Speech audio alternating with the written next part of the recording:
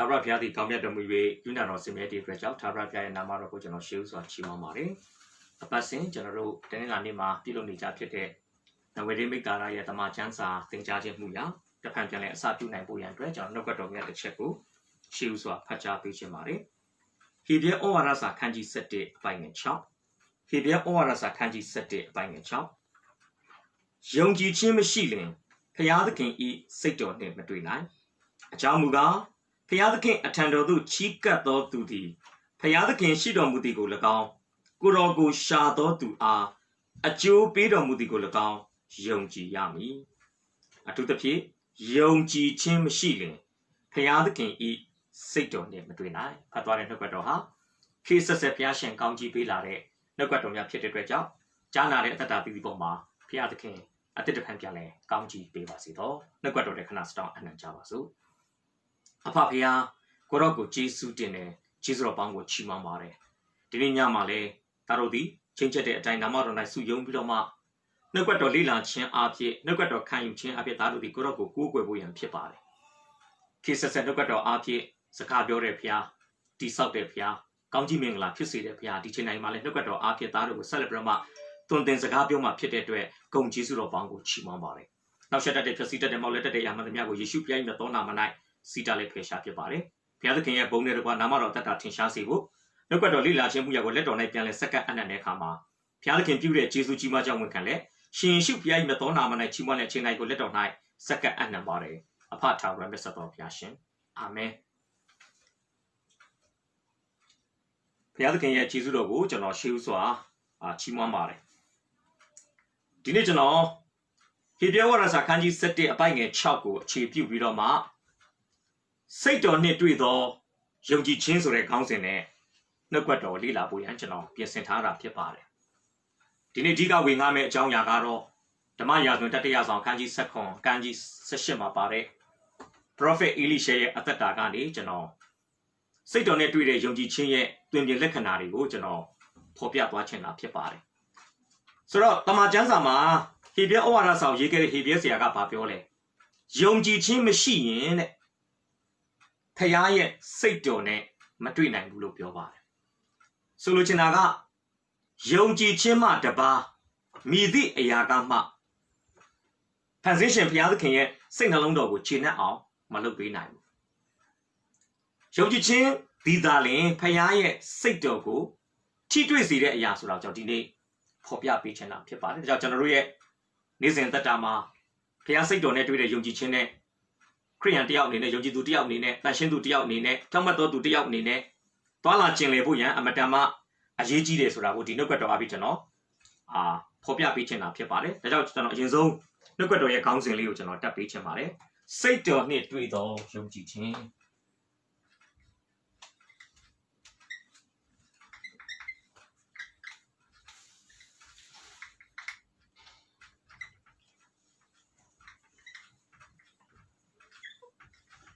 းကျေးဇူးပြုပြီးတော့ဟေဘရဲ7:6ကိုတစ်ချက်လောက်ဖတ်ပေးပါနော်ဟေဘရဲ7:6ယုံကြည်ခြင်းမရှိလျှင်ဘုရားသခင်၏စိတ်တော်နှင့်မတွေ့နိုင်အကြောင်းမူကားဘုရားသခင်အထံတော်သို့ချီးကပ်တော်သူသည်ဘုရားသခင်ရှိတော်မူသည်ကို၎င်းကိုရောကိုရှာတော်သူအားအကျိုးပေးတော်မူသည်ကို၎င်းယုံကြည်ရမည်ကျမ်းစာပြောတယ်ယုံကြည်ခြင်းမရှိရင်ဘုရားစိတ်တော်နဲ့မတွေ့နိုင်ဘူးလို့ပြောပါတယ်ကဲယုံကြည်ခြင်းမရှိရင်ဘုရားသခင်ရဲ့စိတ်တော်နဲ့မတွေ့နိုင်ဘူးဆိုတော့ဘုရားသခင်ရဲ့စိတ်တော်နဲ့တွေ့တဲ့ယုံကြည်ခြင်းဟာဘယ်လိုဟာမျိုးလဲဆိုတာကိုကျွန်တော်တို့လေ့လာဖို့ဖြစ်ပါတယ်ဒါဆိုရင်ဘုရားသခင်ရဲ့စိတ်တော်ကိုတွေ့စေနိုင်တဲ့ယုံကြည်ခြင်းကိုကျွန်တော်တို့သိနိုင်ဖို့ရန်အတွက်အရင်ဆုံးကျွန်တော်ယုံကြည်ခြင်းနဲ့ပတ်သက်တဲ့အဓိပ္ပာယ်ဖွင့်ဆိုချက်တွေကိုကျွန်တော်တို့လေ့လာဖို့ဖြစ်ပါတယ်ဒါဆိုရင်ဟေဘရဲ7:1ကိုတစ်ချက်လောက်ဖတ်ပေးပါယုံကြည်ခြင်းနဲ့ပတ်သက်တဲ့အဓိပ္ပာယ်ကိုကျွန်တော်ကြည့်ဖို့ဖြစ်ပါမျှော်လင့်သောအရာတို့ကိုမျက်မှောက်ပြုခြင်းဖြစ်မမြင်သေးသောအရာတို့ကိုတိမှတ်ဆွဲလန်းခြင်းအကြောင်းဖြစ်ဟုတ်ပြီဒီမှာဟေဘရဲဆရာကဖော်ပြထားတယ်ယုံကြည်ခြင်းဆိုတာမျှော်လင့်သောအရာကိုမျက်မှောက်ပြုခြင်းမမြင်သေးတဲ့အရာကိုတိမှတ်ဆွဲလန်းခြင်းလို့ပြောပါတယ်တနည်းအားဖြင့်ပြောမယ်ဆိုရင်တော့မျှော်လင့်သောအရာမမြင်သေးသောအရာဆိုတဲ့အရာတွေကိုမျက်မှောက်ပြုခြင်းတိမှတ်ဆွဲလန်းခြင်းဟာယုံကြည်ခြင်းပဲဖြစ်ပါတယ်အဲ့မှာပြောတဲ့မျက်မှောက်ပြုတဲ့မျှော်လင့်သောအရာတိမှတ်ဆွဲလန်းတဲ့မမြင်သေးသောအရာဆိုတာ မရှိတဲ့အရာမဟုတ်တဲ့အရာတကယ်စစ်မှန်စွာမတည်ရှိဘဲနဲ့မျော်လင့်ဆွဲလန်းနေတဲ့လူရဲ့စိတ်အာယုံထဲမှာဘာခေါ်မလဲစိတ်ကူးစိတ်တန်းထဲမှာပဲရှိနေတဲ့တကယ်မဟုတ်တဲ့အရာကိုဆိုလိုတာမဟုတ်ဘူးဒီမှာတမန်ကျမ်းစာကဖော်ပြတဲ့ဟဲ့လားယုံကြည်ခြင်းဆိုတဲ့အရာကတကယ်ရှိနေတဲ့အရာတကယ်မှန်တဲ့အရာဟုတ်တဲ့အရာတစ်စုံတစ်ခုကိုမျော်လင့်တာမျက်မှောက်ပြုတာဆွဲလန်းတာကိုဆိုလိုတာဖြစ်ပါတယ်ကျွန်တော်ကိုးကွယ်တဲ့ဘုရားဟာ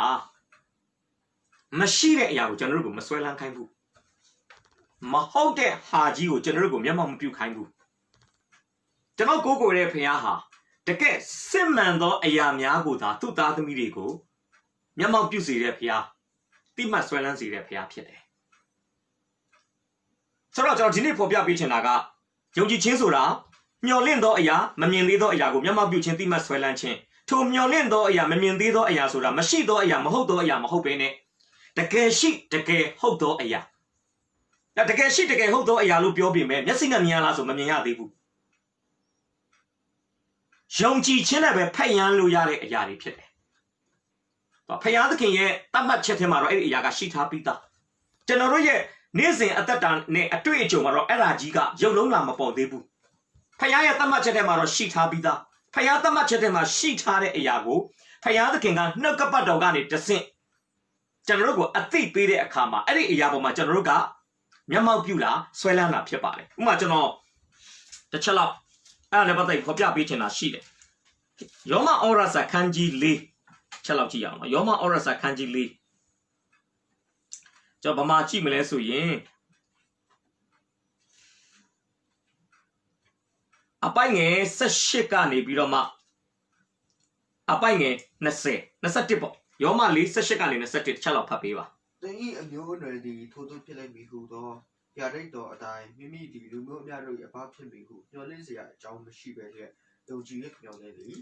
ယုံကြည်အားကြီးသည့်ဖြစ်၍မိမိအသက်သည်အနှစ်တရာလောက်ရှိသဖြင့်မိမိကိုယ်သည်အသေးကဲ့သို့ရှိကြောင်းကို၎င်း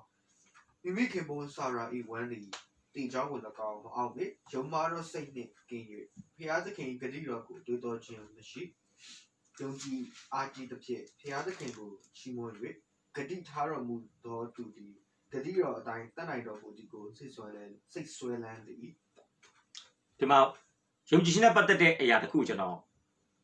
ဘယ်လိုခေါ်မလဲဥပမာပေးရင်းနဲ့ဖော်ပြချင်တာဖြစ်တယ်ဆိုတော့ဟေဒက်7မှာပြောလဲယုံကြည်ခြင်းဆိုတာမမျှော်လင့်သောအရာကိုမျက်မှောက်ပြုခြင်းမမြင်သေးသောအရာကိုသိမှတ်ဆွဲလန်းခြင်းအာဗြဟံသားရမယ်လို့ဘုရားရဲ့ဂတိတော်ရတယ်ဂတိတော်ပဲရသေးတာနော်ဣဇက်ကိုတရားဝင်မျက်စိနဲ့မမြင်ရသေးဘူးဣဇက်ဒီစာရာရဲ့ဝမ်းထဲမှာပရိသေရီသားလောင်းအနေနဲ့လာပြီးတော့လေမတည်ရှိသေးဘူးဖခင်ကပါပေးမယ်ကပ္ပဦး18မှာတော့ပြောလဲနောက်နေ့ချင်းချက်တဲ့အချိန်ရောက်ရင်သားကိုဖျက်ရလိမ့်မယ်စကားရပဲရှိသေးတာဒါပေမဲ့အာဗြဟံလူအနေနဲ့ကြည့်မယ်ဆိုသူလည်းအသက်69နှစ်စာရာလည်း89နှစ်စေတိတ်ပံအရှုတောက်ကကြည့်မယ်ဆိုလုံးဝမဖြစ်နိုင်ဘူးမဖြစ်နိုင်တဲ့အခြေအနေမှာအာဗြဟံမျှော်လင့်သောအရာမမြင်သေးသောအရာဖြစ်တဲ့ဣဇက်၄ကိုသူတို့ဇနီးမောင်နှံဘာဖြစ်လဲမျက်မှောက်ပြုတယ်တိမှတ်ဆွဲလန်းတယ်ဘာလို့မျက်မှောက်ပြုဘာလို့တိမှတ်ဆွဲလန်းလဲဆိုရင်ရိုးရိုးလေးပါပဲယောမ4မှာဘာပြောလဲယောမ4အပိုင်ငယ်7မှာကျွန်တော်ဖတ်ပြမယ်ငါသည်တင့်ကိုလူမျိုးအများတို့၏အပဖြစ်စေ၏ဟုကျမ်းစာ၌လာသည်နှင့်အညီထိုအာဗြဟံသည်ကားတဲ့တည်လွန်သောသူတို့ကိုရှင်စေတော်မူထသောမဖြစ်သေးသောအရာတို့ကိုဖြစ်သောအရာကဲ့သို့မှားထားတော်မူသောဖျားသခင်ဒီဟုသောကိုယ်တိုင်ယုံကြည်သောဖျားသခင်ရှေ့တော်၌ခတ်သိမ်းသောငါတို့၏အဘဖြစ်သည်အာဗြဟံကဘာလို့ဟာလားကိုယ့်ရဲ့ပဂတိအခြေအနေကိုမကြည့်ဘဲနဲ့ဖျားရဲ့နှုတ်ကပတ်တော်ပေါ်မှာဘာလို့ယုံကြည်ဆွဲလန်းလဲရိုးလေးပါပဲသူ့ကိုဂတိပေးတဲ့ဖျားဟာတည်သောသူကိုရှင်စေနိုင်တယ်မဖြစ်သေးသောအရာကိုဖြစ်သောအရာကဲ့သို့မှားထားတတ်တဲ့သူဆိုတာပါအာဗြဟံသိလို့ပဲဖြစ်ပါတယ်ဒါကျွန်တော်တို့ကမျှော်လင့်သောအရာမမြင်သေးသောအရာလို့ပြောတဲ့အခါမှာကျွန်တော်မျှော်လင့်သောအရာမမြင်သေးသောအရာဟာဖျားသခင်နဲ့သက်ဆိုင်မှုဖျားသခင်နဲ့ ချိတ်ဆက်မှုတနည်းအားဖြင့်ဖယားသခင်နဲ့ပတ်သက်တဲ့အရာဖြစ်ဖို့လိုပါတယ်ဖယားသခင်နဲ့ဆက်ဆက်တဲ့အရာမှတပါအဘယ်အရာကမှယုံကြည်ခြင်းကိုမပေါက်ဖွားပေးနိုင်ကျွန်တော်ပြောချင်တာကဖယားစီကလာတဲ့အရာမဟုတ်ဘဲနဲ့လူစီကလာတဲ့တစုံတစ်ခုသောအရာကိုကျွန်တော်မျှော်လင့်မယ်ဟာလားမျက်မှောက်ပြုမယ်တိမှတ်ဆွဲလန်းမယ်ဆိုရင်တော့လေကိုကျက်စားတဲ့အမှုဖြစ်သွားလိမ့်မယ်အချီးနီးဆိုတော့ကျွန်တော်ဒီနေ့ပြောချင်တာယုံကြည်ခြင်းဆိုတာတည်တော်သူကိုရှင်စင်နိုင်တဲ့မဖြစ်သေးတဲ့အရာတွေကိုဖြစ်တဲ့ကဲ့သို့မှားထားတဲ့ဖယားရဲ့စကားတော်ထဲမှာရှိနေတဲ့အရာတွေကိုကျွန်တော်တို့ကဆွဲလန်းတာမျက်မှောက်ပြုတာဖြစ်တယ်ဆိုလို့ရှိရင်ယုံကြည်ခြင်းဆိုတာပေါက်ဖွားလာဖို့ရန်အတွက်ကျွန်တော်တို့မျှော်လင့်သောအရာကျွန်တော်တိမှတ်ဆွဲလန်းတဲ့အရာတွေရဲ့နောက်ွယ်မှာကြောထောက်နောက်ခံအနေနဲ့ဖယားကိုယ်တော်တိုင်ကရှိဖို့လိုတယ်ကျွန်တော်တို့မျှော်လင့်တဲ့အရာကျွန်တော်တို့တိမှတ်ဆွဲလန်းတဲ့အရာရဲ့ background မှာဖယားရှိဖို့လိုတယ်အဲ့နောက်ွယ်မှာဖယားမရှိဘဲနဲ့ကျွန်တော်တို့မျှော်နေဆိုရင်တော့တိမှတ်ဆွဲလန်းနေဆိုရင်တော့ကျွန်တော်တို့ကလေဖန်တန်းစီကဲ့သို့ဖြစ်မှာအလကားပဲဒါကြောင့်ဒီနေ့ပြောမယ်တမန်ကျမ်းစာကပြောတဲ့ယုံကြည်ခြင်းဆိုတာမဟုတ်တဲ့အရာမဖြစ်တဲ့အရာမရှိတဲ့အရာတစ်ခုကိုလောက်ကြံဖန်တီးပြီးဆွဲလန်းနေတာမျက်မှောက်ပြုနေတာမဟုတ်ဘူးဧကန်စင်စစ်ဖယားရဲ့တတ်မှတ်ချက်ထဲမှာရှိနေပြီးသားရှိထားပြီးသားတနည်းအားဖြင့်ဆိုဖယားသခင်ရှိစေမဲ့အရာတစ်ခုကိုကျွန်တော်တို့ကနှုတ်ကပတ်တော်ရဲ့ဖော်ပြချက်ကိုရရှိတဲ့အခါမှာဒီအရာပေါ်မှာစိတ်ချတာဒီအရာပေါ်မှာယက်တီတာဆွဲလန်းတာကိုတမန်ကျမ်းစာကယုံကြည်ခြင်းလို့ခေါ်ညွှန်းတာဖြစ်ပါတယ်ဒါကြောင့်ကျွန်တော်ရေးပေးမယ်ယုံကြည်ခြင်းဆိုတာမျှော်လင့်သောအရာကိုမျက်မှောက်ပြုခြင်းမမြင်သေးသောအရာကိုတိမှတ်ဆွဲလန်းခြင်းဖြစ်ပါတယ်တစ်ချက်လေးရေးပေးချင်ပါတယ်ယုံကြည်ခြင်း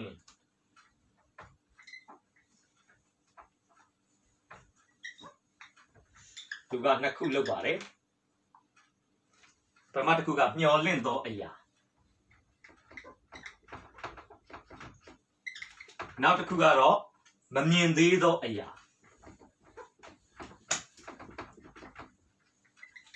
မျှော်လင့်သောအရာမမြင်သေးသောအရာဖြစ်တဲ့အတွက်မရှိတာမဟုတ်ဘူးမဟုတ်တဲ့ဟာမဟုတ်ဘူးမဖြစ်တဲ့အရာမဟုတ်ဘူးဒါကဖယားရဲ့သတ်မှတ်ချက်ထဲမှာတကယ် reality အနေနဲ့စစ်မှန်စွာရှိနေပြီးသားအရာလို့ကျွန်တော်ဒီနေ့ပြောချင်တယ်ရုပ်လုံးအကောင့်ထဲအရာမမြင်သေးသည့်တိုင်အောင်ဖယားရဲ့စိတ်နှလုံးသတ်မှတ်ချက်ထဲမှာရှိထားပြီးသားအရာတစ်ခုဖြစ်တယ်ဣဇက်ဒီဆာရာရဲ့ဘိုက်ထဲမှာဗြိတိသားလောင်းအနေနဲ့မဆွဲကပ်သေးပေမဲ့ဖယားရဲ့အမိန့်တော်ထဲမှာဣဇက်ကရှိထားပြီးသား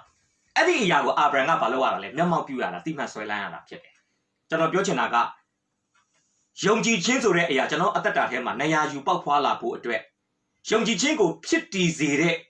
အရာရဲ့နောက်ွယ်မှာဖယားသခင်ကိုယ်တော်တိုင်ကကြောထောက်နောက်ခံရှိနေတတ်တာပဲဖြစ်ပါတယ်တနည်းအားဖြင့်ဖယားသခင်ကြောထောက်နောက်ခံအနေနဲ့မယက်တည်တဲ့အရာကိုကျွန်တော်တို့ဆွဲလန်းရင်ကျွန်တော်ဆွဲလန်းမှုကယူတူမှုတစ်ခုပဲဖြစ်လိမ့်မယ်အချီးနီးဆိုတာကျွန်တော်ဒီနေ့ဖော်ပြပေးခြင်းဒါကြောင့်ယုံကြည်ခြင်းမျှော်လင့်သောအရာကိုမျက်မှောက်ပြုခြင်းမမြင်သေးသောအရာကိုတိမှတ်ဆွဲလန်းခြင်းမျှော်လင့်သောအရာကိုမျက်မှောက်ပြုခြင်းမမြင်သေးသောအရာကို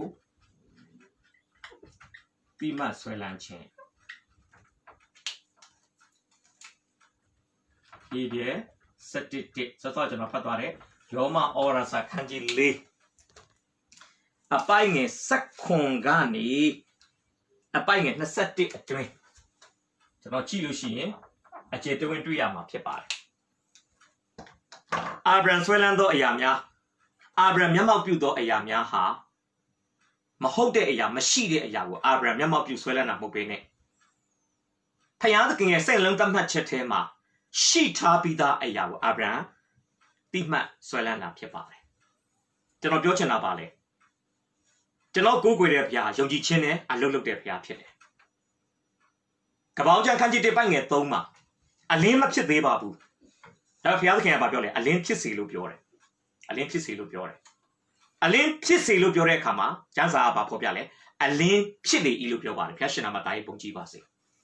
ဆိုတော့ပြောချင်တာပါလေဖယားကိုတော်တိုင်က तू ပြောတဲ့စကားကို तू စိတ်ချတယ်သူ့စကားကို तू စိတ်ချတယ်သူ့စကားကို तू တာဝန်ယူတယ်ဖယားဖြစ်စေလို့ပြောရင်ဖြစ်တယ်ဖယားပျောက်စေလို့ပြောရင်ပျောက်တယ်ကျွန်တော်ပြောချင်တာဖယားနှုတ်တော်ကထွက်လာတဲ့စကားလုံးတိုင်းဟာတကယ် reality ဖယားသခင်ဒီဖြစ်စေဟုအမိန့်တော်ရှိတော်လဲမဖြစ်ပဲနေလေ၏ဆိုတာ တမာကျမ်းစာစာမျက်နှာထက်မှာဘယ်တော့မှမရှိဒါကြောင့်ကျွန်တော်ဒီနေ့ပြောချင်တာကျွန်တော်တို့အသက်တာမှာယုံကြည်ခြင်းကိုပေါက်ဖွားစေတဲ့ဟာလားဖခင်ရဲ့မိန့်တော်မူချက်တွေဆိုတာအကောင့်ထဲခေတ်ဆက်ဆက်မှာအကောင့်ထဲမပေါ်လာတဲ့အချင်းသောအရာတွေမှုတ်ပေးနေခေတ်ဆက်ဆက်မှာဒုနဲ့ဒေနဲ့တက်သေးနဲ့တာတကားနဲ့အကောင့်ထဲပေါ်ပြီးသားအရာတွေပေါ်မှာကျွန်တော်တို့ကမျောလင့်ရတာဆွဲလန်းရတာဆိုတာကိုကျွန်တော်ဒီနေ့ဖော်ပြပေးချင်တာဖြစ်ပါတယ်ဒါကြောင့်ပထမတစ်ချက်ကိုကျွန်တော်ဒီကုန်းချုပ်မယ်ဆိုရင်ယုံကြည်ခြင်းဆိုတာမျောလင့်သောအရာတို့ကိုမျက်မှောက်ပြုခြင်းမမြင်သေးသောအရာတို့ကိုတိမှတ်ဆွဲလန်းခြင်းအဲ့ဒီမျောလင့်သောအရာမမြင်သေးသောအရာဆိုတာအတုမဟုတ်ဘူးစိတ်ကူးစိတ်တန်းထဲမှာပဲရှိနေတဲ့ပုံရိပ်ရောင်တွေမဟုတ်ဘဲနဲ့စစ်မှန်တဲ့အရာတွေဆိုတာကျွန်တော်ဒီနေ့ဖော်ပြပေးခြင်းပါတယ်ဘာလို့လဲမျောလင့်သောအရာတွေကိုဖြစ်စေတဲ့ဖခင်မမြင်သေးသောအရာတွေကိုဟာလားကျွန်တော်တို့အသက်တာထဲမှာပုံရိပ်ဖော်ပေးတဲ့ဖခင်ဟာတကယ်ကိုယုံကြည်ခြင်းကိုပေါက်ဖွားစေနိုင်တဲ့ဖခင်ဆိုတာကျွန်တော်ဒီနေ့ဖော်ပြပေးခြင်းတာဖြစ်ပါတယ်ကဲကြည့်ရအောင်ယုံကြည်ခြင်းကမျောလင့်သောအရာကိုမျက်မှောက်ပြုခြင်းမမြင်သေးသောအရာကိုသိမှတ်ဆွဲလန်းခြင်းဒါဆိုရင်ယုံကြည်ခြင်းရဲ့မူလပိုင်ရှင်တွေကိုကျွန်တော်ကြည့်ရအောင်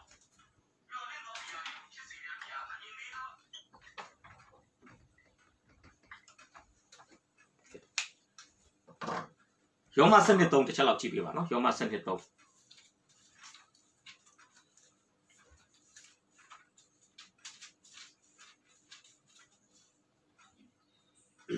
တင်တို့ဒီကိုထင်သိသည့်အတိုင်းထက်လွန်ရမထင်နဲ့ဖျားသခင်ဒီလူအသီးသီးတို့အားယုံကြည်ခြင်းကိုဝေပေးတော်မူသည်ရပြီဖျားသခင်သည်လူအသီးသီးတို့အားယုံကြည်ခြင်းကိုဝေပေးတော်မူသည်ဖြစ်ပြီဒါကြောင့်ယုံကြည်ခြင်းရဲ့မူလပိုင်ရှင်တွေထဲမှာဘာတူပါလဲဆိုရင်ဖျားသခင်ပါတာဖြစ်ပါတယ်ဖျားသခင်လို့ပြောတဲ့အခါမှာဒီနေရာမှာခမဲတော်ဖျားကိုရည်ညွှန်းချင်တာဖြစ်ပါတယ်ယုံကြည်ခြင်းကိုဝေပေးတယ်လို့ပြောတဲ့အတွက်ကြောင့်ကျွန်တော်မှာပတ်စံမရှိဘဲနဲ့ကျွန်တော်ရဲ့ပတ်စံကိုတယောက်ယောက်ကိုကျွန်တော်ဝေပေးလို့မရဘူးတယောက်ယောက်ကိုကျွန်တော်မုတ်ဘိုးပေးဖို့အတွက်ကျွန်တော်မုတ်ဘိုးပေးမဲ့ငွေဟာကျွန်တော်မှာအရင်ရှိဖို့လိုတယ်ထိုနည်းတူပဲဘုရားသခင်ကယုံကြည်ခြင်းကိုလူအသီးသီးကိုဝေပေးတယ်လို့ပြောတဲ့အခါမှာလူအသီးသီးကိုဝေပေးတဲ့ယုံကြည်ခြင်းကိုဘုရားကိုယ်တိုင်ကကနဦးပိုင်ဆိုင်ထားဖို့လိုပါတယ်ဒါကြောင့်လူသားများကိုယုံကြည်ခြင်းကိုဝေပေးနိုင်တဲ့ဘုရားရှင်ဖြစ်တဲ့အတွက်ကြောင့်ထိုဘုရားရှင်ဟာယုံကြည်ခြင်းရဲ့မူလဗုဒ္ဓပိုင်ရှင်ဆိုတာကျွန်တော်ဒီနေ့ဖော်ပြပေးခြင်းပါတယ်ဒါယုံကြည်ခြင်းရဲ့မူလပိုင်ရှင်ထဲမှာပထမတွေ့ရတာဖခင်သခင်ဖြစ်တယ်ကဲဒုတိယဟေဘရဲ7နှစ်ဖတ်ပေးပါယုံကြည်ခြင်းကိုအစအဦးစီရင်၍သုံးနေစေတော်မူသောသခင်ယေရှုကိုစစ်စစ်ထောက်ရှုကြကုန်ထိုသခင်သည်လူမျိုးရှိ၌ထားသောဝမ်းမြောက်ခြင်းအကြောင်းကြောင့်ချက်ကြောက်သောအရာကိုမှတ်မှတ်ပဲလောကကရ၌ခံပြီးမှဖခင်သခင်၏တလင်းတော်လက်ရပ၌ထိုင်နေတော်မူ၏ယေရှုတင်တယ်ဟေဘရဲဆရာကထပ်ပြောတယ်သခင်ယေရှုဟာတဲ့ယုံကြည်ခြင်းကိုအစအဦးစီရင်ပြီးစုံလင်စေတဲ့သူလို့ပြောပါဆိုလိုချင်တာပါလေယုံကြည်ခြင်းရဲ့အစသည်သခင်ယေရှုပဲဖြစ်တယ်လို့ယုံကြည်ခြင်းရဲ့အဆုံးသတ်ဟာလေသခင်ယေရှုပဲဖြစ်တယ်လို့ဟေဘရဲဆရာကဖော်ပြချင်တာဖြစ်ပါတယ်ဖခင်ရှင်နာမသားရေးပုံကြည့်ပါစေတန်ပြောမယ်ဖခင်သခင်ကယုံကြည်ခြင်းကိုဝေပေးတယ်ဘာလို့လဲသူဟာယုံကြည်ခြင်းရဲ့မူလပိုင်ရှင်ဖြစ်တယ်သခင်ယေရှုဟာယုံကြည်ခြင်းကိုအစအဦးစီရင်တယ်ဘာကြောင့်လဲသူဟာယုံကြည်ခြင်းရဲ့မူလပိုင်ရှင်ဖြစ်လို့ပဲဖြစ်ပါတယ်ကဲနောက်တစ်ခုကြည့်ရအောင်တစ်ကောစနစ်ကိုဝိညာဉ်တော်နဲ့ပတ်သက်ပြီးကျွန်တော်ဆက်ကြည့်ရအောင်ထိုဝိညာဉ်တော်အဖြစ်တယောက်သောသူအားယုံကြည်ခြင်းကိုပေးတော်မူ၏ထိုဝိညာဉ်တော်အဖြစ်တယောက်သောသူအားအနာရောဂါကိုငြိမ်းစေနိုင်သောအခွင့်ကိုပေးတော်မူ၏ဒီမှာလည်းမတွေ့ရနဲ့ဝိညာဉ်တော်အဖြစ်တယောက်သောသူအားယုံကြည်ခြင်းကိုပေးတယ်ဝိညာဉ်တော်အဖြစ်တယောက်သောသူအားအနာဝငြိမ်းခြင်းကိုပေးတယ်အဲ့မှာအနာကငြင်းချင်းတွေပါတွေကိုကျွန်တော်အဓိကမပြောဘဲနဲ့အဓိကပြောချင်တာတယောက်သောသူအားဝိညာဉ်တော်အားဖြင့်ယုံကြည်ခြင်းကိုဝေပေးတယ်လို့ပြောတဲ့အတွက်ဝိညာဉ်တော်သည်ယုံကြည်ခြင်းကိုမဝေခင်ကပိုင်ဆိုင်ထားတဲ့မူလပိုင်ရှင်ဖြစ်တယ်။ဒါကြောင့်ဒီအချက်ကိုကျွန်တော်နှိကုံးချုပ်မယ်ဆိုရင်ယုံကြည်ခြင်းရဲ့မူလပိုင်ရှင်ကတော့ပုံပါတလုံးတဝတည်သောဖခင်ကိုယ်တော်တိုင်ဖြစ်ပါတယ်။ဖခင်ရှင်နာမသားရေးပုံကြည့်ပါစေ။ခမဲတော်ကလည်းယုံကြည်ခြင်းကိုပိုင်ဆိုင်တယ်။သားတော်ကလည်းယုံကြည်ခြင်းကိုပိုင်ဆိုင်တယ်။တန်ရှင်းသောဝိညာဉ်တော်ကလည်းယုံကြည်ခြင်းကိုပိုင်ဆိုင်တာဖြစ်ပါတယ်။ဒါကြောင့်ခမဲတော်ပဲဖြစ်ဖြစ်သားတော်ပဲဖြစ်ဖြစ်တန်ရှင်းသောဝိညာဉ်တော်ပဲဖြစ်ဖြစ်ယုံကြည်ခြင်းကိုပိုင်ဆိုင်သောသူများဖြစ်တဲ့အတွက်ကြောင့်သူတို့ကယုံကြည်ခြင်းကိုပြန်လဲဝေမျှနိုင်တာဖြစ်ပါတယ် တနည်းအားဖြင့်ပြောမယ်ဆိုရင်တော့ကျွန်တော်တို့လူသားတွေမှာယုံကြည်ခြင်းရှိနိုင်တယ်ဆိုတာကယုံကြည်ခြင်းရဲ့ပိုင်ရှင်ဖြစ်တဲ့ဖခင်ကကျွန်တော်တို့ကိုဝေမျှတော့ကြောက်တာကျွန်တော်မှယုံကြည်ခြင်းရှိတာဖြစ်ပါတယ်ဒါကြောင့်ခုနကပြောတယ်လေဟေပြည့်စနစ်ဟေပြည့်စတိတက်မှာယုံကြည်ခြင်းဆိုတာမျှော်လင့်သောအရာတို့ကိုမျက်မှောက်ပြုခြင်းမမြင်သေးသောအရာတို့ကိုတိမှတ်ဆွဲလန်းခြင်းလို့ပြောတဲ့အခါမှာမျှော်လင့်သောအရာမမြင်သေးသောအရာဆိုတာကဖခင်စီကလာတဲ့အရာတွေဖြစ်တယ်နှက်ကွက်တော်ကနေတဆင်ဖခင်ကကျွန်တော်တို့မမြင်ရသေးတဲ့အရာမျှော်လင့်စရာကောင်းတဲ့အရာတွေကိုကျွန်တော်တို့ကိုချပြတဲ့အခါမှာကျွန်တော်တို့ဘာဖြစ်လဲအဲ့ပေါ်မှာကျွန်တော်တို့ဆွဲလန်းတာဖြစ်တယ်မျက်မှောက်ပြုတာဖြစ်တယ်ဆိုလိုချင်တာကယုံကြည်ခြင်းဆိုသည့်အရာသည်ဖခင်သခင်မှတပါအဘယ်မီသောသူကမှစัจ java ရာထဲမှာမပေါက်ဖွားစေနိုင်ဘူးယုံကြည်ခြင်းအစဖခင်သခင်ကယုံကြည်ခြင်းရဲ့မူလအစဖခင်သခင်ကိုတော်တိုင်ဖြစ်တယ်ဖခင်သခင်ကသာလေယုံကြည်ခြင်းကိုကျွန်တော်တို့ကိုဝေမျှတာဖြစ်တယ်လက်ဆင့်ကမ်းတာဖြစ်တယ်ကျွန်တော်တို့အသက်တာထဲမှာယုံကြည်ခြင်းကိုအစပြုပေးနိုင်တာဖခင်ပဲဖြစ်တယ်ဒါကြောင့်လူသားတစ်ယောက်ရဲ့အသက်တာမှာယုံကြည်ခြင်းဆိုတဲ့အရာတည်ရှိလာနိုင်ဖို့ရန်အတွက်ဘာလိုအပ်လဲဖခင်သခင်စီကတစုံတစ်ခုသောအရာကိုသူကြားဖို့အမတန်မှအရေးကြီးပါတယ်တနည်းအားဖြင့်ယုံကြည်ခြင်းကိုပေါက်ဖွားစေတဲ့ဖခင်ရဲ့စကားသူမကြားတဲ့၍ကာလပတ်လုံးသူ့မှာမျော်လင့်စရာအရာမျက်မှောက်ပြုစရာအရာမရှိနိုင်ဘူးဆိုတာကျွန်တော်ဒီနေ့ဖော်ပြပေးချင်တာဖြစ်ပါတယ်ကဲဒါဆိုရင်စက်ကြည့်ရအောင်ယုံကြည်ခြင်းနဲ့ပတ်သက်တဲ့ဖခင်ရဲ့လုပ်တတ်တဲ့ဖြစ်စဉ်ယုံကြည်ခြင်းနဲ့ပတ်သက်တဲ့ process ပေါ့နော်ဖြစ်စဉ်ကဘယ်လိုရှိလဲ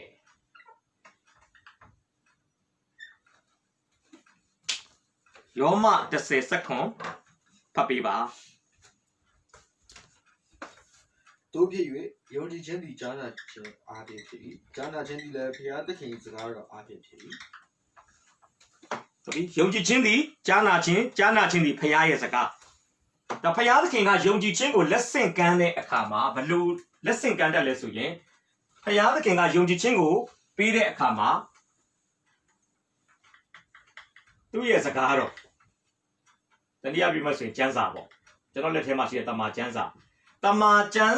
ကိုကျွန်တော်တို့ကြားနာခြင်းအဖြစ်ကျွန်တော်တို့အသက်တာထဲမှာယုံကြည်ခြင်းဆိုတဲ့အရာပေါက်ဖွာလာတာဖြစ်ပါတယ်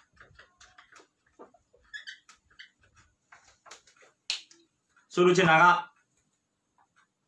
ယုံကြည်ခြင်းရဲ့အခြေခံအုတ်မြစ်လို့ပြောရမယ်ဖခင်စကားကိုကျွန်တော်တို့ဖတ်ရှုတဲ့အခါမှာကျမ်းစာဖတ်တဲ့အခါမှာပေါ့ဗျာကိုယ်တိုင်ကျမ်းစာဖတ်တဲ့အခါမှာမိမိဖတ်သောကျမ်းစာအားဖြင့်ဘာဖြစ်လာလဲဆိုရင်ကျွန်တော်အသက်တာမှာယုံကြည်ခြင်းပေါက်ဖွာလာတာဖြစ်ပါတယ်တချို့ညီကောင်မောင်နှမတွေမယုံကြည်သူကလည်းယုံကြည်သူဖြစ်လာတဲ့ဖြစ်စဉ်တွေကိုကျွန်တော်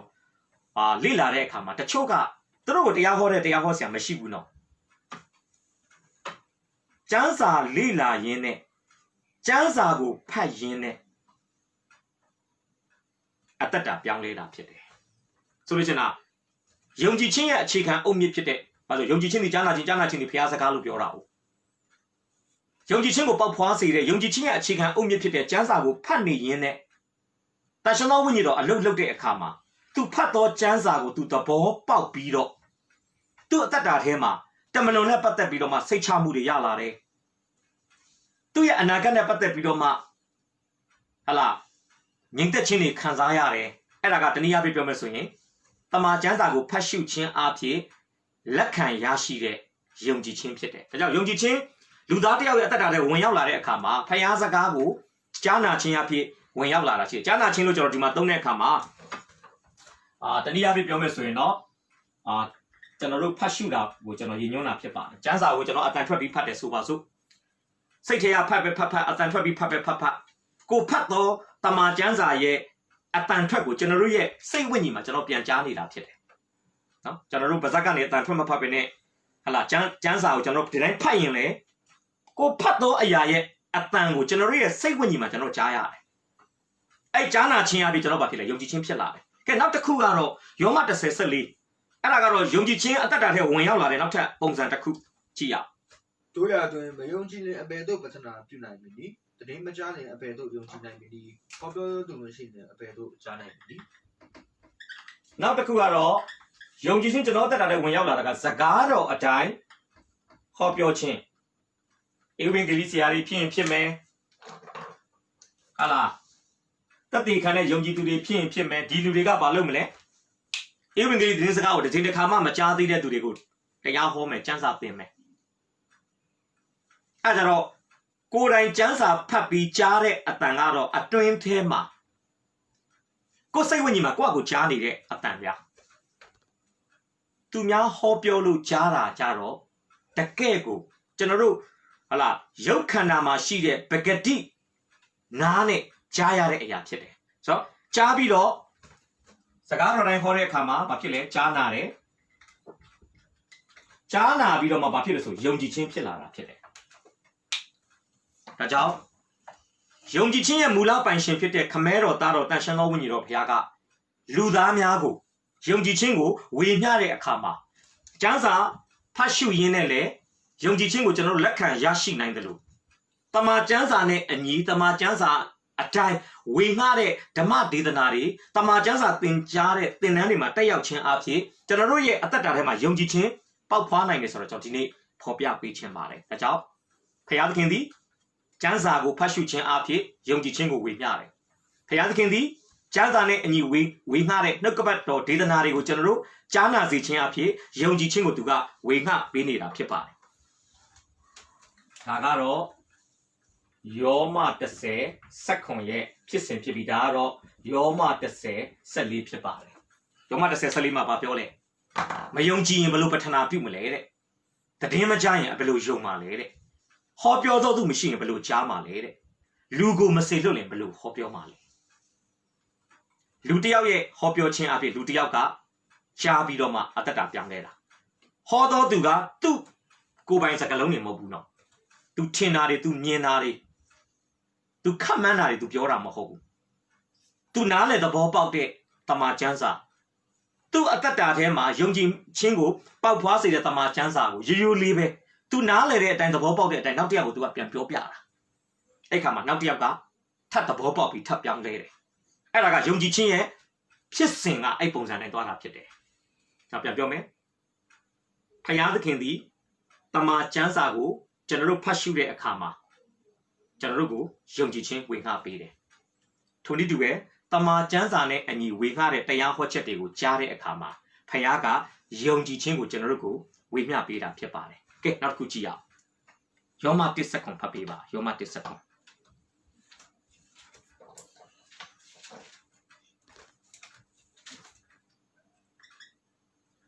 အပေတို့ဖြစ်တဲ့ဟိုကဖြောင်းမတ်တော်သူယုံကြည်ခြင်းအဖြစ်အသက်ရှင်နေပြီကျမ်းစာလာတည်တဲ့ဤယုံကြည်ခြင်း၌တည်သောဘုရားသခင်ထုတ်မှတ်ခြင်းတရားသည်ယုံကြည်ခြင်းအဖို့အလို့ဧဝံဂေလိတရားအဖြစ်သင်ရှားလျက်ရှိ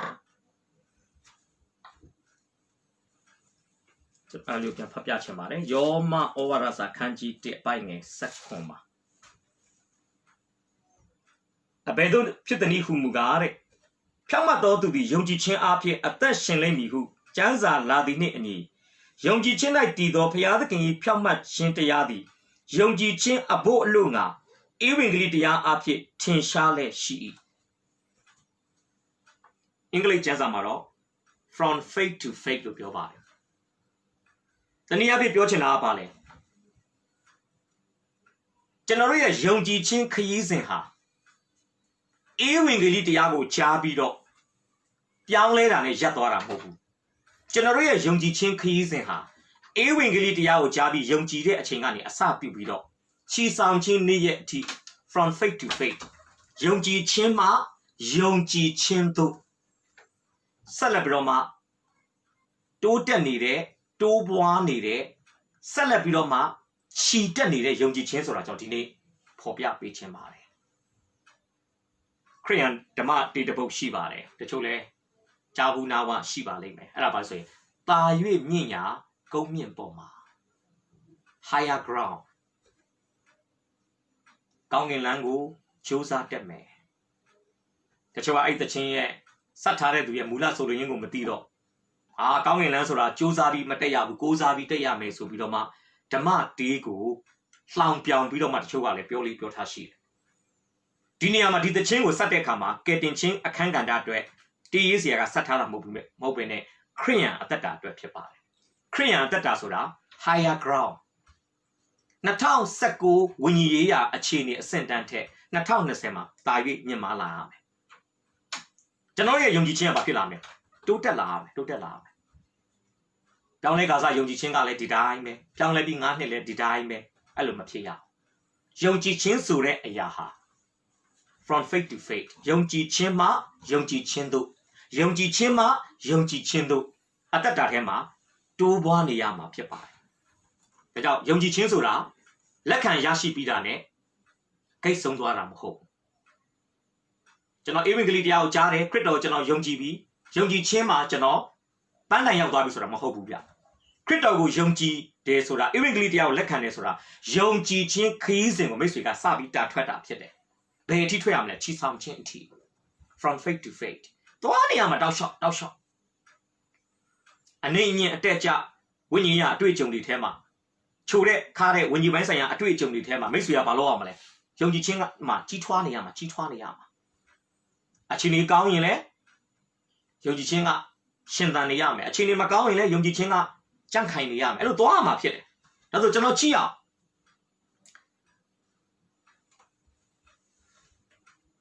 ဒီမှာကျွန်တော်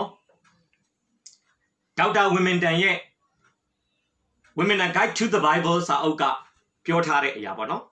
အဲ့ဒီအရာကိုပြောတဲ့ပုဂ္ဂိုလ်ရဲ့နာမည်ကတော့ Bishop Lightfoot လို့ခေါ်ပါတယ် Bishop Lightfoot ကဘာပြောလဲသူပြောတဲ့စကားကိုကျွန်တော်ရန်တိဆောက်ဆရာဖြစ်တယ်ဒါသူတယောက်ရဲ့အမြင်ပေါ့သူကဘာပြောဆိုရင်မောရှေကတော့တဲ့ကျွန်တော်တို့ကိုပြည့်ညက်ချက်613ချက်ကိုပြရန်ပေးခဲ့တယ်အားလုံးသိပါတယ်လောက်ပါဆိုတာ248ချက်မလုံးနဲ့လို့တားထားတဲ့အားက365ချက်စုစုပေါင်း613ချက်ဒါကျွန်တော်ကယ်တင်ခြင်းသင်တန်းတွေမှာခဏခဏပြောပြီးသားပြည့်ညက်ချက်ပေါင်း613ချက်ကိုမောရှေကပြရန်ခဲ့တယ်တဲ့ဒါကထွာဝတ္တော်တရားဟောဆိုတဲ့ပြည့်ညက်တိကျမ်း5ကျမ်းထဲမှာကျွန်တော်တွေ့ရမှာဖြစ်တယ်အဲ့လိုမောရှေပြရန်ထားတဲ့ပြည့်ညက်တော်613ချက်ဟာတဲ့15ခုမြောက်သောစာလံရောက်လာတဲ့အခါမှာဒါဝိဒ်က17ချက်ကိုရှော့လိုက်တယ်လို့ဒီ Bishop Lightfoot ကပြောတာဖြစ်ပါတယ်မောရှေတုန်းကတော့613ချက်စာလံ15ရောက်လာတဲ့အခါမှာဒါဝိဒ်က15ချက်ကိုရှော့လိုက်တယ်ဟေရှာနာဂတိကျမ်းရောက်လာတဲ့အခါမှာဟေရှာယက prophet ဟေရှာယကနောက်ထပ်6ချက်ထပ်ရှော့တယ်613ကနေဟလာ17ချက်ကနေဟေရှာယက6ချက်မိခာနာဂတိကျမ်းရောက်လာတဲ့အခါမှာမိခာ3ချက်ထပ်မှန်ပြီးကန့်တတ်တယ်ကဲဟေရှာယကပဲနောက်ထပ်သူ့ရဲ့ဟေရှာယရဲ့အခြားသောကျမ်းပိုက်တစ်ပိုက်မှာပြည့်ညတ်တော်613ချက်ကို2ချက်အထိထပ်မှန်အနှစ်ချုပ်လိုက်တယ်ကျွန်တော်ပြန်ပြမယ်မောရှေက613ဒါဝိဒ်က17ချက်ဟေရှာယက6ချက်ပြီးတော့မိခာက3ချက်ဟေရှာယကပဲနောက်တစ်ချိန်2ချက်အဖြစ်ထပ်လျှော့တယ်ဓမ္မဟောင်းမှာဟဗကုတ်ဓမ္မသစ်မှာတော့တမန်တော်ရှင်ပေါလုကလူသားတွေပေါ်မှာထားတဲ့ဘုရားသခင်ရဲ့အကြံစီတော်အားလုံးကိုစကားလုံးတစ်လုံးနဲ့ပဲအနှစ်ချုပ်လိုက်တယ်အဲ့ဒါကတော့ဘာလဲဆိုရင် faith ယုံကြည်ခြင်းဆိုတဲ့စကားရပ်ပဲဖြစ်ပါတယ်ဒါကြောင့်21ရာစုမှာဖန်ဆင်းခံလူသားတစ်ယောက်အနေနဲ့စောင့်ထင်ရမယ့်ပြညတ်ဟာ613ချက်မဟုတ်တော့ပါဘူးတစ်ချက်ပဲရှိတယ်အဲ့ဒီပြညတ်ကဘာလဲယုံကြည်ပါဆိုတဲ့ပြညတ်ပဲဖြစ်ပါတယ်ဒါကြောင့်ဓမ္မပညာရှင်တွေကပြောလဲယုံကြည်ခြင်းဆိုတာတဲ့စိတ်နှလုံး let the hand of the heart စိတ်နှလုံးရဲ့လက်နှလုံးသားရဲ့လက်တွေဟာကျွန်တော်တို့ရဲ့ယုံကြည်ခြင်းဖြစ်တယ်ဆိုတော့ Habakkuk နှစ်လေးမှာပြောခဲ့တယ်ဖြောင့်မတ်သောသူမူကားတဲ့ယုံကြည်ခြင်းအဖြစ်အသက်ရှင်လိမ့်မယ်ဒါဓမ္မဟောင်းမှာ Habakkuk ပြောခဲ့တဲ့စကားလုံးဖြစ်ပါတယ်ဒီစကားလုံးကဓမ္မသစ်ရောက်လာတဲ့အခါမှာတမန်တော်ရှင်ပေါလုက2ချိန်အကယ်၍ဟေဗြဲဩဝါဒစာကိုတမန်တော်ရှင်ပေါလုပဲရေးတယ်ဆိုရင်တော့တမန်တော်ရှင်ပေါလုကြီးပဲ3ချိန်ပေါ့ဒါပေမဲ့ဟေဗြဲဩဝါဒစာကအမိမတိကျမ်းစာရေးသားတဲ့သူရေးတယ်လို့အများစုကယုံကြည်တဲ့အတွက်ကြောင့်တမန်တော်ရှင်ပေါလုက2ချိန်ဟေဗြဲဩဝါဒစာရေးသားတဲ့စာရေးဆရာက1ချိန်စုစုပေါင်း3ချိန်ဓမ္မသစ်မှာ prophet Habakkuk ရဲ့ဖြောင့်မတ်သောသူမူကားမိမိယုံကြည်ခြင်းအပြင်အသက်ရှင်နိုင်မယ်ဆိုတဲ့စကားရပ်ကိုဓမ္မသစ်မှာပြန်ပြီးတော့မှကိုးကားထားတာမိတ်ဆွေတွေ့ရမှာဖြစ်ပါတယ်အဲ့ဒါလေးကိုတစ်ချက်လောက်ကြည့်ရအောင်နော်ယောမ1စက္ကွန်ဖတ်ပေးပါ အဖေတို့ဖြစ်တဲ့နေဟုမူကဖြောင့်မတ်သောသူသည်ယုံကြည်ခြင်းအပြင်အသက်ရှင်လိမ့်မည်ဟုကျမ်းစာလာသည်နှင့်အညီယုံကြည်ခြင်းနှင့်တည်သောဘုရားသခင်ဖြောင့်မတ်ခြင်းတရားသည်ယုံကြည်ခြင်းအဖို့အလို့မှာဧဝံဂေလိတရားအဖြစ်ထင်ရှားလျက်ရှိ၏အင်္ဂလိပ်မှာတော့ the just shall live by faith ဖြောင့်မတ်သောသူသည်ယုံကြည်ခြင်းအဖြစ်အသက်ရှင်လိမ့်မည် Prophet Habakkuk ပြောခဲ့တဲ့ဖြောင့်မတ်သောသူမူကားမိမိယုံကြည်ခြင်းအဖြစ်အသက်ရှင်လိမ့်မယ်ဆိုတဲ့စကားရပ်ဟာဓမ္မသစ်ရောက်လာတဲ့အခါမှာဆိုတော့ကျွန်တော်တွေ့ရနော်ယောမ1:9မှာတမန်တော်ရှင်ပေါလုကပြန်သုံးဆွဲထားတယ်ဂလာတိ3:7မှာလည်းတမန်တော်ရှင်ပေါလုကထပ်မံပြီးသုံးဆွဲထားတယ်ဟေဘရဲ10:38မှာတော့ဟေဘရဲဆရာကသုံးဆွဲထားတယ်ကျွန်တော်ပြောချင်တာ Prophet Habakkuk ရဲ့ဖြောင့်မတ်သောသူသည်ယုံကြည်ခြင်းအဖြစ်အသက်ရှင်လိမ့်မယ်ဆိုတဲ့အရာဟာဓမ္မသစ်ရောက်လာတဲ့အခါမှာကျမ်း3ဆောင်ကဖော်ပြတာဖြစ်ပါတယ်ဟုတ်နော်အဲ့ဒီကျွန်တော်ကြည့်ရအောင်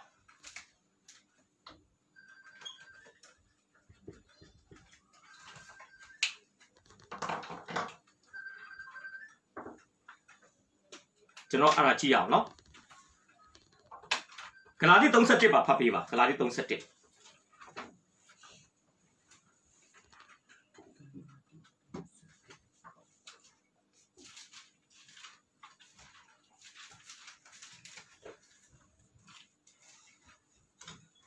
တပန်တော်ဖြောင့်မတ်သောသူသည်ယုံကြည်ခြင်းအပြင်အသက်ရှင်လိမ့်မည်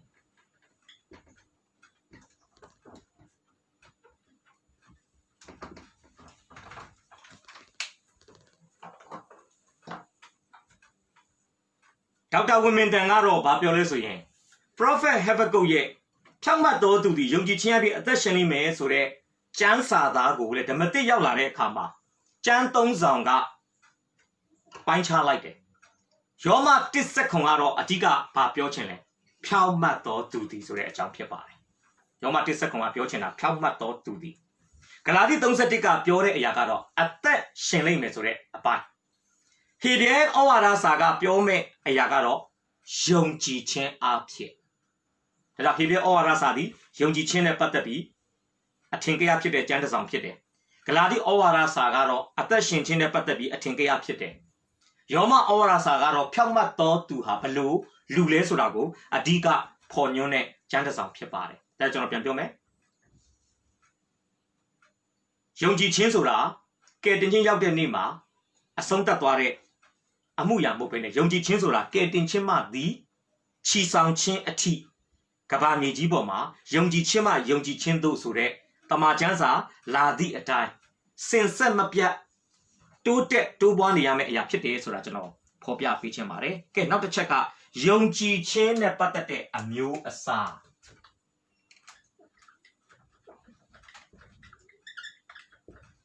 မျိုးအစားကိုကျွန်တော်ဖော်ပြမယ်အေဖက်နှစ်ရှစ်ဖတ်ပေးပါအေဖက်နှစ်ရှစ်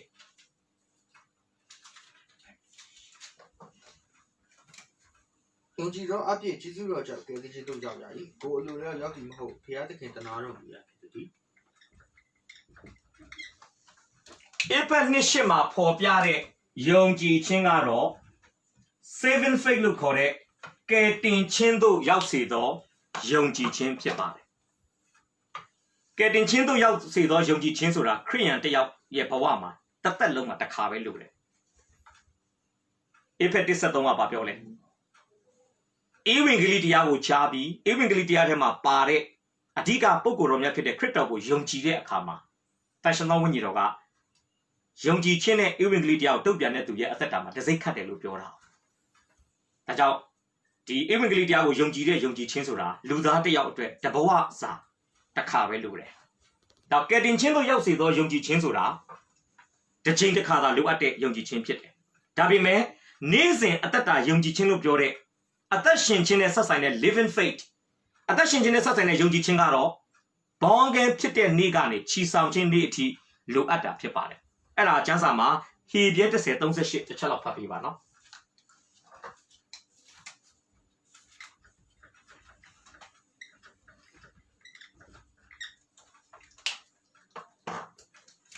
ဖြောင့်မတ်တော်သူယုံကြည်ခြင်းအပြင်အသက်ရှင်တယ်မင်းတို့တော်လည်းရွှေရောလင်ငါစိတ်ဝင်တည်ထိုးသူကိုအာရနှစ်သက်ခြင်းမရှိဘူးဘုရားသခင်အမိန့်တော်ရှိဖြောင့်မတ်တော်သူသည်ယုံကြည်ခြင်းအပြင်အသက်ရှင်လိမ့်မယ် Solo chena bale. Pyama do du diao pilala. Yongji chin chao da pipare. Hallelujah. Chapian biome. Pia dengan shema api tingkuine kene tu. Hala. Tani api krito ye pyama chingo pai sign ne pyama do du diao pila bo sura. Pia dengan beka ကျွန်တော်ထဲအသက်တာမှာမြင်ချင်တဲ့အရာပါလေယုံကြည်ခြင်းဖြစ်ပါတယ်ယုံကြည်ခြင်းကြောင့်ယုံကြည်သူတယောက်ဟာဘာဖြစ်လာလဲဖြောင့်မတ်တော်သူဖြစ်လာတယ်ယုံကြည်ခြင်းကြောင့်ဖြောင့်မတ်တော်သူဖြစ်တယ်ဒါမပြီးသွားဘူးတော့ဖြောင့်မတ်တော်သူဖြစ်ပြီးတဲ့နောက်ပိုင်းမှာလေဘာလုပ်ရမလဲယုံကြည်ခြင်းနဲ့ဆက်လက်ပြီးအသက်ရှင်ဖို့ဖြစ်ပါတယ်ယုံကြည်ခြင်းကကျွန်တော်တို့ကိုဖြောင့်မတ်စေတယ်ဖြောင့်မတ်ပြီးတဲ့နောက်ပိုင်းမှာလေယုံကြည်ခြင်းနဲ့ဆက်ပြီးကျွန်တော်ခရီးဆက်ရမှာဖြစ်တယ်ဒါကြောင့်ယုံကြည်ခြင်းမျိုးရှိပါတယ်ကယ်တင်ခြင်းတို့ရောက်တော့ကယ်တင်ခြင်းတို့ရောက်စေတော့ယုံကြည်ခြင်းနဲ့အသက်ရှင်ခြင်းနဲ့ဆက်ဆိုင်တဲ့ယုံကြည်ခြင်းဆိုပြီးနှစ်ခုရှိပါတယ်ကယ်တင်ခြင်းတို့ရောက်စေတော့ယုံကြည်ခြင်းကတော့တသက်မှာတစ်ချိန်တစ်ခါပဲလိုအပ်ပေမဲ့အသက်ရှင်ခြင်းနဲ့ဆက်ဆိုင်တဲ့ယုံကြည်ခြင်းကတော့ချီဆောင်ခြင်းနေ့ရက်မရောက်မချင်းဘုံတော်ဝင်စားမဲ့နေ့ရက်မရောက်မချင်းလိုအပ်တယ်ဆိုတာကိုကျွန်တော်ဖော်ပြပေးချင်ပါတယ်ဒါဆိုရင်ကျွန်တော်စာမျက်နှာနံပါတ်2ကိုသွားရအောင်နော်အမှကျွန်တော်စိတ်တော်နဲ့တွေ့တဲ့ယုံကြည်ခြင်းဟာဘယ်လိုလဲဆိုတာကိုကျွန်တော်အစပြုပြီးတော့မှပြောကြားဖို့ဖြစ်ပါတယ်ဓမ္မရာဇဝင်တတိယဆောင်အခန်းကြီး7အပိုင်ငယ်2ကိုကျွန်တော်ဖတ်စီချင်ပါတယ်ဓမ္မရာဇဝင်တတိယဆောင်အခန်းကြီး7အပိုင်ငယ်2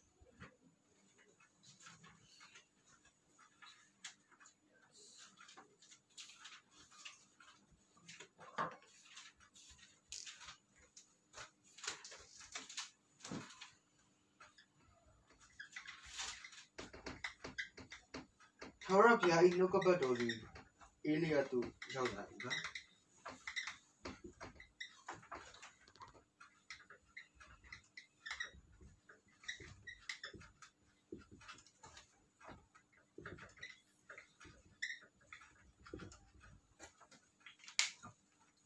ုတ်ပြီ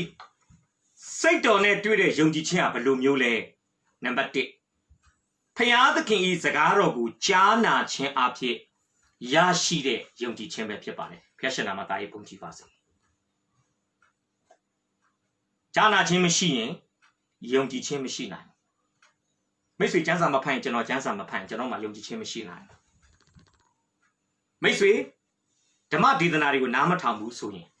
တရားဟောချက်တွေကိုမခံယူဘူးဆိုရင်ကျမ်းစာသင်တန်းတွေကိုမခံယူဘူးဆိုရင်မိတ်ဆွေမှာဘလို့နည်းနဲ့မှယုံကြည်ခြင်းမရှိနိုင်ယုံကြည်ခြင်းမိသည်ကကြားနာခြင်းအဖြစ်တာလေကျွန်တော်ကျမတို့ရဲ့ဘဝအသက်တာထဲမှာဝင်ရောက်နေရာယူလာတဲ့အရာဖြစ်ပါတယ်ဒါကျမ်းစာမှာလည်းပြောတယ်အဘယ်သို့ကြားနာရသည်ကိုတတိပြုကြလောဒါကိုလည်းဒီနေ့ဆက်စစ်ပါတပတ်ငါရဲ့အသက်တာထဲမှာယုံကြည်ခြင်းနေရာယူဖို့ရန်အတွက်နှုတ်ကပတ်တော်ကိုကြားနာခြင်းအပြင်အသက်တာထဲမှာဝင်ရောက်ခွင့်ဘလောက်အတိုင်းတာထိပေးထားလဲဒီနေ့စဉ်းစားဖို့ဖြစ်ပါတယ်ဒီစဉ်းစားဖို့ဖြစ်ပါတယ်ယုံကြည်သူတော့ဖြစ်ပါရဲ့ယုံကြည်ခြင်းမှယုံကြည်ခြင်းတို့ဆိုတဲ့ခရီးစဉ်ကိုဆက်လက်ချီတက်ဖို့ရန်အတွက်မဖြစ်မနေလိုအပ်တဲ့ယုံကြည်ခြင်းဆိုတဲ့အရာကိုကြားနာခြင်းကနေတစ်ဆင့်အသက်တာထဲမှာမရရှိထားဘူးဆိုရင်ကျွန်တော်တို့ရဲ့ယုံကြည်သူဖြစ်ခြင်းကိုပြန်လဲစမ်းစစ်ဖို့ဖြစ်အဲ့လိုပြောကျွန်တော်ဘောင်းငယ်မဖြစ်ဘူးလို့ကျွန်တော်ပြောတာမဟုတ်တော့ကဲတင်ခြင်းတို့ရောက်တဲ့ယုံကြည်ခြင်းလောက်နဲ့ပဲခြေနှပ်ပြီးတော့မှနေ့စဉ်ခရိယန်အသက်တာမှာမရှိမဖြစ်လိုအပ်တဲ့အသက်ရှင်ခြင်းနဲ့ဆက်ဆိုင်တဲ့ယုံကြည်ခြင်းအသက်တာထဲမှာမရှိဘူးဆိုရင်တော့ခရိယန်ဖြစ်ရကြိုးမနှက်ဘူးဆိုတာကျွန်တော်ဒီနေ့ဖော်ပြပေးချင်ပါတယ်ကျမ်းစာမှာလည်းပြောတယ်လေဖြောင့်မတ်တော်သူကယုံကြည်ခြင်းနဲ့အသက်ရှင်လိမ့်မယ်တိုးတော်လဲရွေ့လျော့လင်ငါစိတ်ဝိညာဉ်တွေထိုးသူကိုအားရနှစ်သက်ခြင်းမရှိလို့ဘုရားကအမိန့်တော်ရှိတယ်လို့ဟေဘရဲဆရာကပြောတာဘလို့အချိန်တိုင်းမှာလဲယုံကြည်သူတော့ဖြစ်ပါရဲ့ကျမ်းစာမဖတ်ဘူးယုံကြည်သူတော့ဖြစ်ပါရဲ့တရားဟောချက်တွေဘာမှနားမထောင်ဘူးကိုယ်အသက်တာထဲကိုနှုတ်ကပတ်တော်ကိုဝင်ခွင့်မပေးထားဘူးဗျနှုတ်ကပတ်တော်ကဖတ်ရှုခြင်းနဲ့လည်းအသက်တာထဲကိုလာဖို့ကိုကကျမ်းစာမဖတ်တော့ဝင်ရောက်လာမဲ့လမ်းကြောင်းကိုကပိတ်ထားတယ်ကဲကျမ်းစာသင်တန်းတွေလည်းမတက်ဘူးဗျအဲ့ဆိုတော့ကြားနာခြင်းအဖြစ်လေယုံကြည်ခြင်းကအသက်တာထဲဝင်လာဖို့အခွင့်မသာဘူးအဲ့ဆိုတော့ဘာဖြစ်သွားလဲကျွန်တော်တို့ကရွေ့လျော့လာတယ်လောကသားစိုးရင်ကျွန်တော်စိုးရင်တယ် အပြင်မှာတက်ရောက်လာတဲ့လောကရန်ကိုတွန်းလှန်နိုင်တဲ့လုံလောက်တဲ့နှုတ်ကပတ်တော်ကျွန်တော်ထဲမှာမရှိဘူးမရှိတော့ကျွန်တော်တို့ကဘာနဲ့တွားတူလဲဆိုရင်ဘာဝိတ်မှမရှိတော့လောကရန်တရားကကျွန်တော်တို့ကိုလာပြီးတော့မှဟာလာတိုက်ခိုက်တဲ့အခါမှာကျွန်တော်တို့ကလောကရန်တရားရဲ့တိုက်ခိုက်မှုနောက်ကိုကျွန်တော်တို့ကလွင့်ပါသွားဖို့ဖြစ်တယ်ဘာကြောင့်လဲရိုးလေးပါပဲကျွန်တော်တို့မှာအသက်တာကိုကြန့်ခိုင်စေတဲ့ခိုင်ခန့်စေတဲ့မာကျောစေတဲ့ကျမ်းမာတန်ဆွမ်းစေတဲ့ယုံကြည်ခြင်းအထဲမှာမရှိလို့ပဲဖြစ်ပါတယ်အခုဒီမှာ prophet Elijah နဲ့ပတ်သက်ပြီးကျွန်တော်ကြည့်တဲ့အခါမှာကျွန်တော်နည်းနည်းလေးပြောပြမယ်နော် prophet Elijah ကဣသရေလတောင်ပိုင်းနဲ့မြောက်ပိုင်းကွဲပြီးတဲ့နောက်ပိုင်းမှာ prophet Elijah က Israel နိုင်ငံ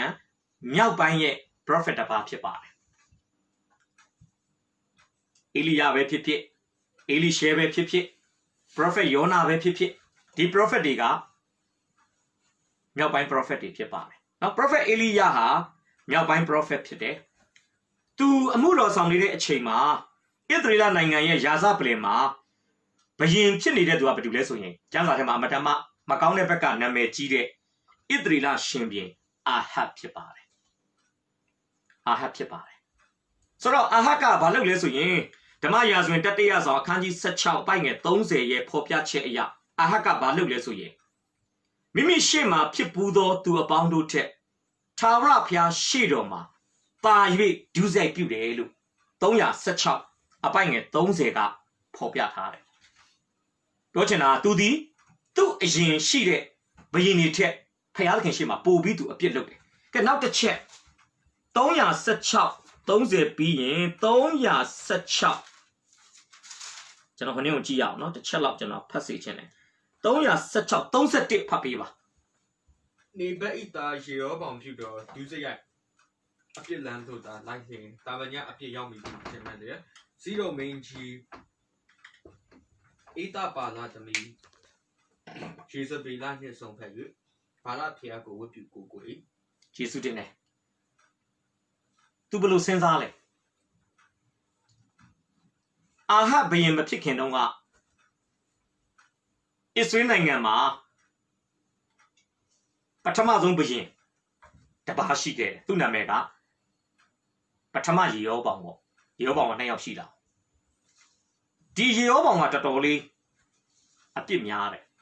ကျွန်တော်အရင်နေ့တွေမှာလည်းပြောပြီးသားဖြစ်ပါတယ်တမန်ကျမ်းစာထဲမှာဣသရေလနိုင်ငံမှာရှိတဲ့ဘယင်တွေကိုတိုင်းတာရင်နေဘတ်ရဲ့သားယေရောပေါင်နဲ့တိုင်းတာတယ်ယူဒနိုင်ငံရဲ့ဘယင်တွေကိုတိုင်းတာရင်တော့ဒါဝိဒ်နဲ့တိုင်းတာတယ်ကောင်းတဲ့ဒါဝိဒ်ကတော့ကောင်းတဲ့ပေတံပေါ့ဗျာနေဘတ်ရဲ့သားယေရောပေါင်ကတော့မကောင်းတဲ့ပေတံမြောက်ပိုင်းဘယင်တွေကနေဘတ်ရဲ့သားယေရောပေါင်နဲ့အတိုင်းခံရတယ်တောင်ပိုင်းဘယင်တွေကဒါဝိဒ်ဆိုတဲ့ဟာလာယေရှဲရဲ့သားဒါဝိဒ်နဲ့အတိုင်းခံရတယ်ဆိုတော့ကျွန်တော်စဉ်းစားကြည့်တယ်အာဟတ်ကနေဘတ်ရဲ့သားယေရောပေါင်လုပ်တဲ့အပြစ်တွေကိုပဲ तू လုပ်လို့ရှိရင် तू အပြစ်တိတ်မများမှ तू ကြောက်တယ်နေဘတ်ရဲ့သားယေရောပေါင်လုပ်တဲ့အပြစ်ကပါလေလေဝိမဟုတ်တဲ့သူတွေကိုယစ်ပရောဟိတ်ခန့်တယ်ဗျာနော်ထာဝရဘုရားယစ်ပလင်မဟုတ်တဲ့ယစ်ပလင်တစ်ခုကို तू တီထောင်တယ်ပြီးတော့ထာဝရဘုရားကိုပူဇော်ပသရမယ်ရက်မဟုတ်ဘဲနဲ့သူ့ဘာသူတီထွင်ထားတဲ့ပြဋ္ဌာန်းထားတဲ့သတ်မှတ်ထားတဲ့ရက်တွေမှာရစ်ပူဇော်ခိုင်းတယ်ကိုပိုင်ရစ်ပလင်ကိုပိုင်ရစ်ပရောဟိတ်နဲ့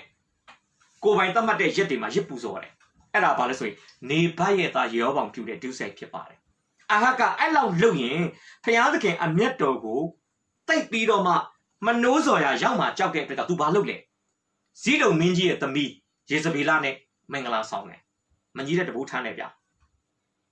ဒါက तू လည်းနာမည်ခံခရစ်ယာန်အဆင့်ပါပဲနာမည်ခံတော့ပဲဘုရားကိုသိတာ तू ကကိုယ်တိုင်လည်းမှားတယ်သူ့တက်မှားတဲ့တိုင်းပြည်မှာရှိတဲ့အမျိုးသမီးတယောက်နဲ့လက်ထပ်လိုက်တယ်ဘာလုပ်လဲဣသရေလလူမျိုးတွေကိုဘာလဘုရားကိုဝတ်ပြုတဲ့အလေးအထနဲ့ तू ကမိတ်ဆက်ပေးတယ်ဘာလဆိုတာကမိုးသက်မုန်တိုင်းဘုရားလို့ခေါ်ပါတယ်ဆိုလိုချင်တာကဘာလဘုရားကိုကိုးကွယ်တော်သူကိုးကွယ်တော်အတိုင်းအဝိုင်းကိုးကွယ်တော်နေရာဒေသဟာမိုးရေတွေကိုဝဝလင်လင်တောက်တုံးရမယ်နှင်းနေလေအမြဲတမ်းလုံလောက်စွာကြတယ်ဆိုလိုချင်တာဘာလဘုရားကိုကိုးကွယ်တဲ့တိုင်းပြည်ဟာမြေဩဇာကောင်းတယ်အသီးနှံတွေစိုက်ပျိုးလို့အောင်မြင်တယ်ဖြစ်ထွန်းတယ်ဆိုတော့ဆိုလိုရင်းဖြစ်ပါတယ်ဆိုတော့အေလိယအမှုတော်ဆောင်နေတဲ့အချိန်မှာတိုင်းပြည်ကဝိညာဉ်ပိုင်းဆိုင်ရာအရာ တုတ်တန်တစားပြင်ကဲ့သို့ဖြစ်နေတယ်ဣသရေလလူမျိုးတွေအိမ်ကိုသွားကြည့်လိုက်ထာဝရဘုရားကဘိုးစဉ်ပေါင်းဆက်ကိုးကွယ်ခဲ့တဲ့ဘုရားဖြစ်တဲ့အတွက်ကြောင့်ထာဝရဘုရားနဲ့ပတ်သက်တဲ့အမှတ်လက္ခဏာတွေဣသရေလလူမျိုးတွေရဲ့အိမ်တွေမှာရှိကောင်းရှိလိမ့်မယ်နောက်တစ်ဖက်ကနေလေဘယင်နဲ့မိဖုရားကိုးကွယ်တဲ့ဘာလဘုရားကိုလည်းဘယင်နဲ့မိဖုရားကိုကြောက်ရတဲ့အတွက်ကြောင့်ဣသရေလလူမျိုးတွေကတန်ရောင်လိုက်ပြီးတော့မှကိုးကွယ်ပါလိမ့်မယ်ဒါကြောင့်ဣသရေလလူမျိုးတွေရဲ့အိမ်တိုင်းမှာဘာလဘုရားနဲ့ထာဝရဘုရားနဲ့ပတ်သက်တဲ့အမှတ်လက္ခဏာတွေဘာနှစ်ပါးစัจ जाမှာဣသရေလလူမျိုးတွေကဗျာများနေတာဖြစ်ပါတယ်အဲ့ဒီအချိန်မှာ prophet အေလိယကိုဘုရားသခင်ကစပြီးတော့မှဟာလာအသုံးပြုတယ်ဘာလုပ်ခိုင်းလဲဣသရေလနိုင်ငံပေါ်မှာ prophet ပြုခိုင်းတယ်အဲ့ prophet ပြုချက်ကပါလဲ3နှစ်နဲ့6လဣသရေလနိုင်ငံနှင်းမကြမိုးမရွာဘူးဆိုတော့ဟာလာအမိန့်ကိုသူဘာလုပ်ရလဲဘုရားသခင်ရဲ့အခွင့်နဲ့သူဆင့်ဆိုရတာဖြစ်ပါတယ်တနည်းအားဖြင့်ပြောမယ်ဆိုရင်ဣသရေလလူမျိုးတွေကိုးကွယ်တဲ့ဘာလဘုရားဟာမိုးတက်မုန်တိုင်းဘုရားတနည်းအားဖြင့်နှင်းကျစေတဲ့ဘုရားမိုးရွာစေတဲ့ဘုရားဖြစ်တော်ညာလေထိုဘုရားကိုကိုးကွယ်နေပါလက်နဲ့တိုင်းပြည်မှာဟာလာစိုက်စားပြိုးစားလို့မရဘဲနဲ့ဟာလာအစာခေါင်းပါခြင်းဘေးဖြစ်ခြင်းအပြင်ဘုရားသခင်ကစီရင်တဲ့အခါမှာဆိုလိုချင်တာပါလေမင်းတို့ကိုးကွယ်တဲ့ဘာလဘုရားဟာငါထာဝရဘုရားလို့ဟာလာမစွမ်းဆောင်နိုင်ဘူးဆိုတာဘုရားရှင်ကဣသရေလလူမျိုးကိုပြသချင်တာဖြစ်တယ်မင်းတို့ကိုးကွယ်တဲ့ဘာလဘုရားဟာငါထာဝရဘုရားရဲ့တစ်ဖက်မှာမတ်တရလို့မရဘူးအချီးနှီးသောပုဂ္ဂိုလ်ဖြစ်တယ်သူ့နာမည်နဲ့သူ့ရဲ့လုပ်ပေးနိုင်စွမ်းနဲ့မညီမျှဘူးဆိုပြီးတော့မှဘုရားရှင်ကဣသရေလလူမျိုးတွေကိုသူ့စီပြန်ဆွဲချင်တဲ့အတွက်ကြောင့်တနည်းအားဖြင့်ဣသရေလနိုင်ငံမှာမိုးကောင်ရေရှားအစာခေါင်းပါစေခြင်းအမှုရာတွေအဖြစ်ဘုရားသခင်ကဆုံးမသွန်သင်နေတာဖြစ်ပါတယ်အဲ့ဒီအချိန်မှာ prophet အေလိယကဘာလုပ်ရလဲ prophet ပြုရတာဖြစ်ပါတယ်ဒါဆိုသူ့ရဲ့ prophet ပြုချက်နဲ့ပတ်သက်ပြီးရှင်ယာကုပ်ဩဝါဒစာအခန်းကြီး9မှာတစ်ချက်လောက်ကျွန်တော်ကြည့်ရအောင်နော်ရှင်ယာကုပ်ဩဝါဒစာအခန်းကြီး9သူပြောတဲ့စကားလေးကျွန်တော်ဖော်ပြခြင်းတယ်ယာကုပ်9အပိုင်းငယ်18ယာကုပ်9 18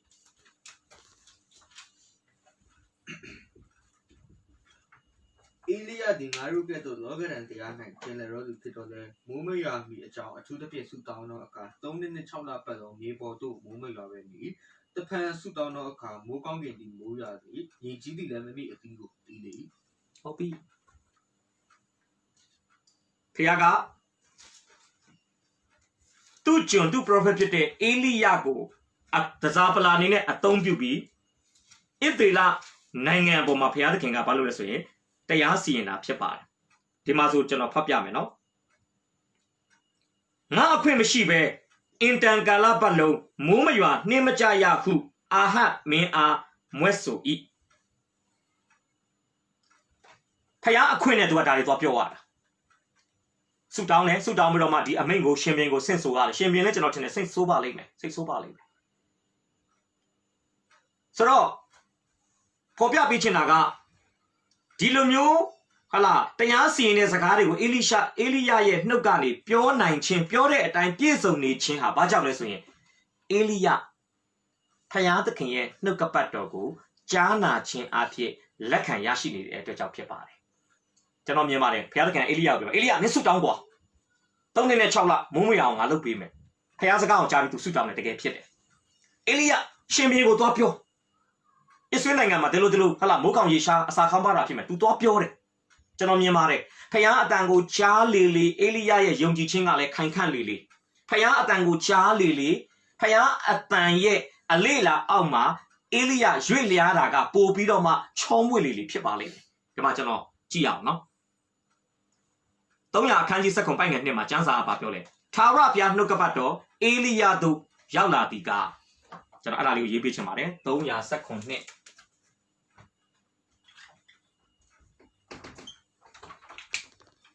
အတူကောက်ပဲရေးလိုက်မယ်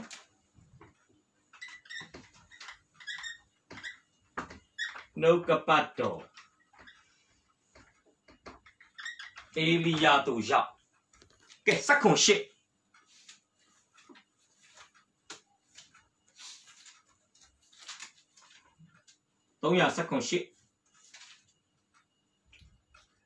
ထိုအခါထာဝရဘုရားနှုတ်ကပတ်တော်သည်ရောက်လာသည်ကယေရှုတင်နဲ့နှုတ်ကပတ်တော် ရောက်လာသည်ကနောက်18တစ်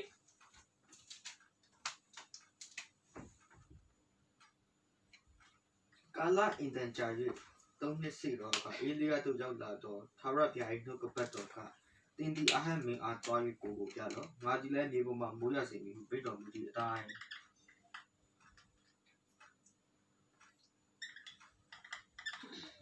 ရောက်လာတော့နှုတ်ကပတ်တော်အမှအဓိကကျွန်တော်ဖော်ပြချင်တဲ့စကားတွေကရောက်တယ်ရောက်တယ်ရောက်တယ်319နှုတ်ကပတ်တော်အေလိယစီရောက်လာတယ်318နှုတ်ကပတ်တော်ရောက်လာတယ်318တိအေလိယတို့ရောက်လာတဲ့သာရဖျားရဲ့နှုတ်ကပတ်တော်ဒီတမန်ကျမ်းစာဖော်ပြတဲ့နှုတ်ကပတ်တော်ရောက်လာတယ်ဆိုတဲ့ဖော်ပြမှုတွေကဘာကိုပြောချင်တာလဲအေလိယဖျားစကားကိုကြားရတယ်လို့ဖော်ပြနေတာဖြစ်ပါတယ်ဒီကြားရတဲ့အရာကို तू တုံ့ပြန်တာကိုကြည်ချင်းအဖြစ်ဒီကြားရတဲ့အရာအတိုင်းအေလိယတသွေမသိနာခံလှုပ်ဆောင်တာကိုကြည်ချင်းအဖြစ် तू ကြားရတဲ့သူစီရောက်လာတဲ့ဖျားစကားအပေါ်မှာ तू ယုံကြည်တယ်ဆိုတာကိုတပ်ပြီးပြနေတာဖြစ်ပါတယ်ဒါကြောင့်319 318 318တစ်မှာပါတဲ့နှုတ်ကပတ်တော်ရောက်လာတယ်ဆိုတဲ့စာသားတွေကဘာကိုဖော်ပြလဲဆိုရင်အေလိယရဲ့အသက်တာမှာရှင်သန်ပေါက်ဖွားနေတဲ့ယုံကြည်ခြင်းများသည်ဖယားရဲ့အတန်တော်ဖယားရဲ့စကားတော်ကိုကြားခြင်းအဖြစ်တည်ရှိနေတဲ့အရာဆိုတာကိုကျွန်တော်ဖော်ပြချင်တာဖြစ်ပါတယ်ဖယားစကားမကြားယုံကြည်ခြင်းမရှိပါဖယားစကားမရောက်လာသေးပြီကျွန်တော်အသက်တာမှာယုံကြည်ခြင်းမရှိပါယုံကြည်ခြင်းမရှိရင်ဖယားစိတ်တော်နဲ့မတွေ့နိုင်ပါအေလိယကဖယားဘာလို့စိတ်တော်နဲ့တွေ့လဲသူ့စီမှာဖယားစကားပုံမှန်ရောက်လာတယ်ဘာလို့ဖယားစကားသူ့စီမှာပုံမှန်ရောက်လာတယ်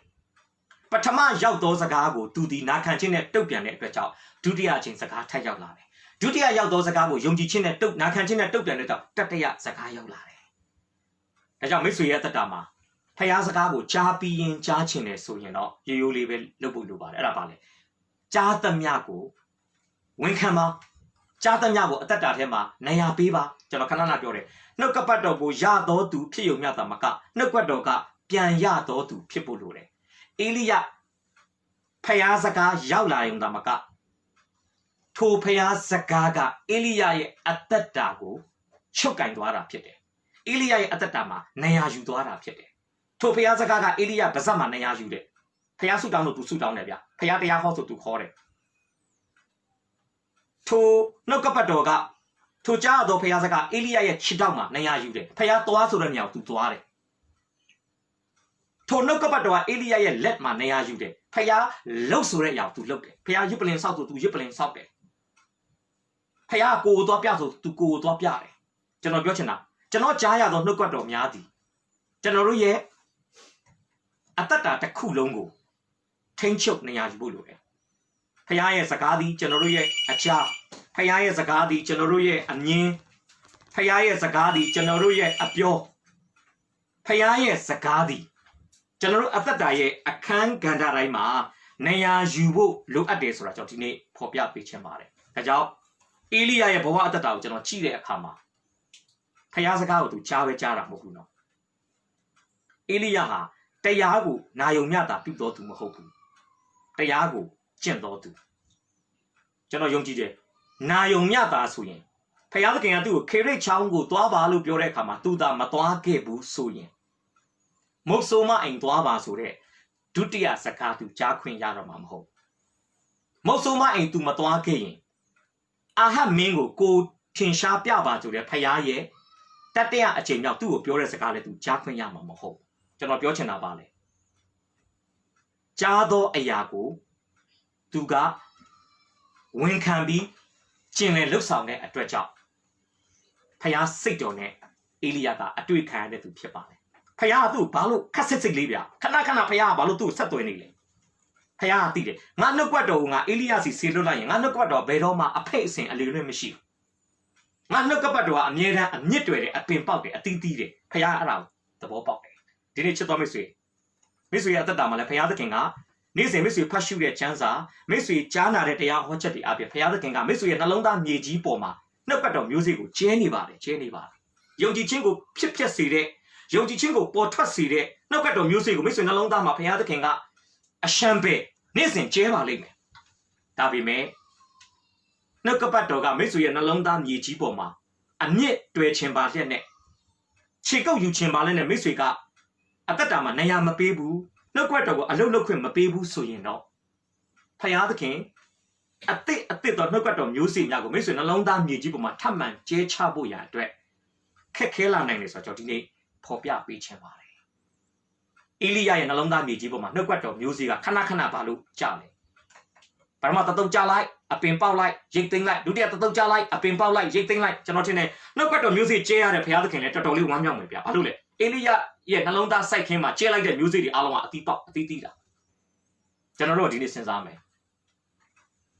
ကျွန်တော်နှလုံးသားမြေကြီးမှာဘောင်းကန်ဖြစ်တဲ့ကာလတစ်လျှောက်ဘုရားသခင်ကျဲခဲ့တဲ့နှုတ်ကပတ်တော်တွေနဲ့ကျွန်တော်အသက်တာတွေကပြန်ထွက်လာတဲ့အသီးအပွင့်နှိုင်းရှင်ကြည့်မယ်ဆိုရင်ဖယားသခင်မိတ်ဆွေနှလုံးသားမြေကြီးပေါ်မှာမျိုးစေ့ကျဲရကြိုးနတ်ကောနတ်ရလားဒီနေ့စဉ်းစားဖို့ဖြစ်ပါတယ်ဖယားကတော့ရှုံးတယ်မြတ်တယ်လို့တော့သတ်မှတ်မှာတော့မဟုတ်ပါဘူးဒါပေမဲ့ကိုယ့်ဘာကိုမိမိဘဝအသက်တာမိမိစဉ်းစားဖို့နှုတ်ကပတ်တော်ငါခံယူထားတဲ့နှုတ်ကပတ်တော်နဲ့ငါရဲ့အသက်ရှင်တဲ့ပုံစံနဲ့ကြိုက်ရဲ့လားငါကြားသလောက်ကိုအသက်ရှင်ရဲ့လာ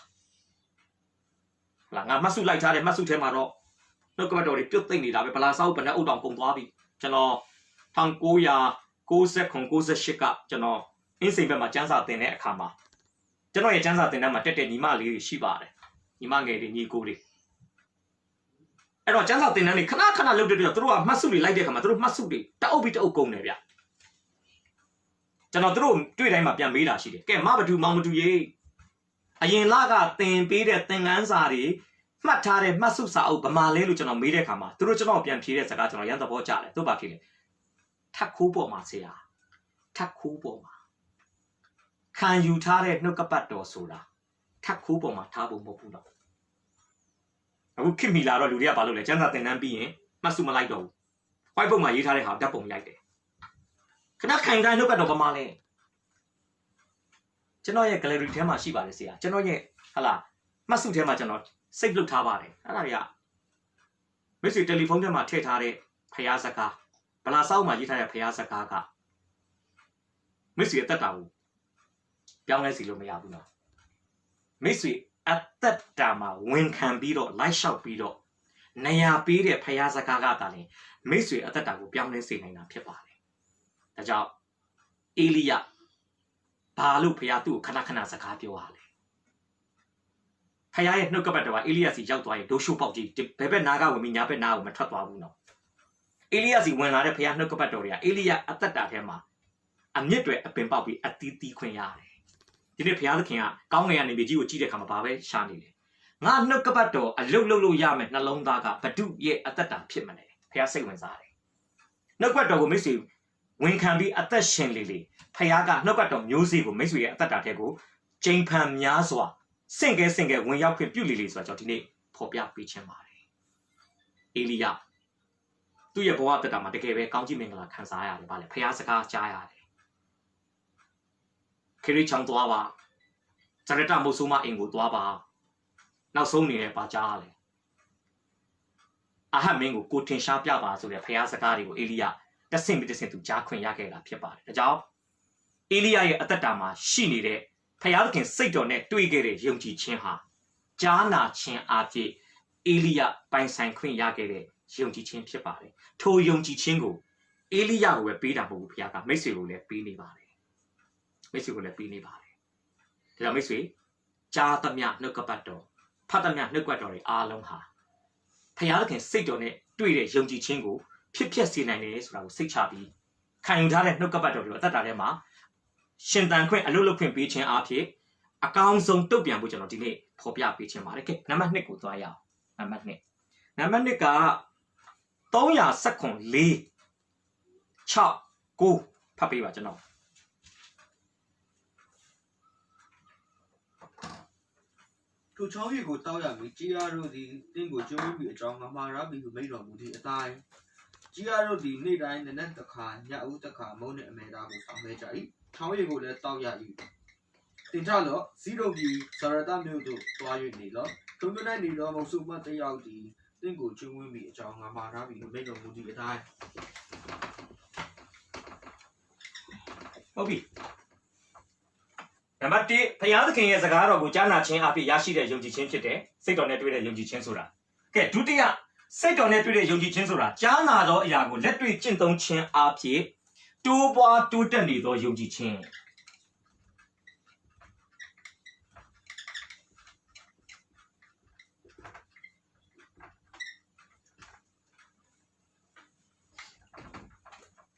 အရင်ဆုံးကျမ်းစာတွေကျွန်တော်ပေးလိုက်မယ်နော်300စက္ကွန်4 6 9 15 18 300စက္ကွန်4 6 9 15ပြီးရင်318အပိုင်းငယ်1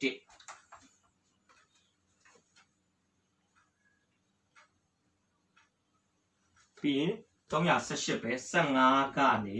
21မဖတ်ပါနဲ့အောင်ကျွန်တော်အရင်ဖတ်စီချင်တာကမဿဲစက္ကွန်20ကိုဖတ်စီချင်တာမဿဲစက္ကွန်20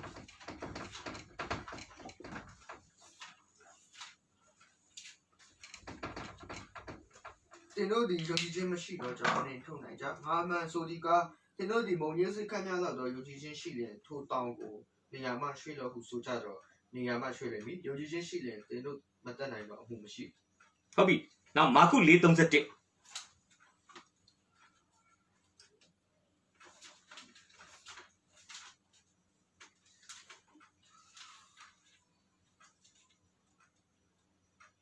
မုံရင်းစိတ်နဲ့တူမုံရင်းစိတ်ဒီနေ၌စိုက်တော့အခါနေ၌ရှိတော့အစိတ်တကားတို့ထငယ်တော့လဲစိုက်ပြီးမှအပင်ပေါက်လေဟုတ်ပြီတမန်ကျမ်းစာထဲမှာယေရှုခရစ်တော်ဘုရားကယုံကြည်ခြင်းကိုရည်ညွှန်းပြောဆိုတဲ့အခါမှာယုံကြည်ခြင်းကိုအရှင်ယေရှုကမုံညင်းစေးနဲ့ခိုင်းနိုင်တာပဲဖြစ်ပါတယ်ခရစ်တော်ပြောတဲ့စကားထဲမှာတော့ပါလေမုံညင်းစေးသည်တဲ့အစိတ်တကားထက်ငယ်တော်လေတကယ်တော့ယုတ်ခဗေဒနယ်ပယ်မှာကြည့်ရင်တော့အစိတ်တကာထဲမှာအငယ်ဆုံးအစိတ်ကတစ်ခွစိတ်ဖြစ်ပါတယ်ဒါပေမဲ့အရှင်ရှုတက်တော်ထင်ရှားရှိတဲ့ခေတ်ကာလမှာအစ္စရေးနိုင်ငံရဲ့ယုတ်ခဗေဒနယ်ပယ်မှာစိုက်ပျိုးရေးသမားတွေတည်တဲ့အငယ်ဆုံးသောအစိတ်ဟာမုံညင်းစိတ်ဖြစ်ပါတယ်ဒါကြောင့်ခရစ်တော်သည်ကမ္ဘာပေါ်မှာအသေးငယ်ဆုံးအစိတ်ဟာတစ်ခွစိတ်ဆိုတာအရှင်ရှုမသိတာမဟုတ်ပါသိပါတယ်ဒါပေမဲ့ကာလန်ဒေတာအကန်တနန်ဆိုတဲ့ကဲ့သို့အရှိလက်ပိုင်းဒေတာရဲ့အသေးငယ်ဆုံးအစိတ်လို့ယုတ်ခဗေဒနယ်ပယ်တစ်ခုလုံးကသတ်မှတ်ထားတဲ့မုံညင်းစိတ်ကိုအရှင်ရှုကရည်ညွှန်းသုံးစွဲခဲ့တာဖြစ်ပါတယ်ဒါကြတော့ယုံကြည်ခြင်းဟာသေးငယ်တော့လေကြီးနိုင်တယ်ဆိုတာကိုခရစ်တော်ကပြောချင်ုံတက်တက်ဆိုရင်တော့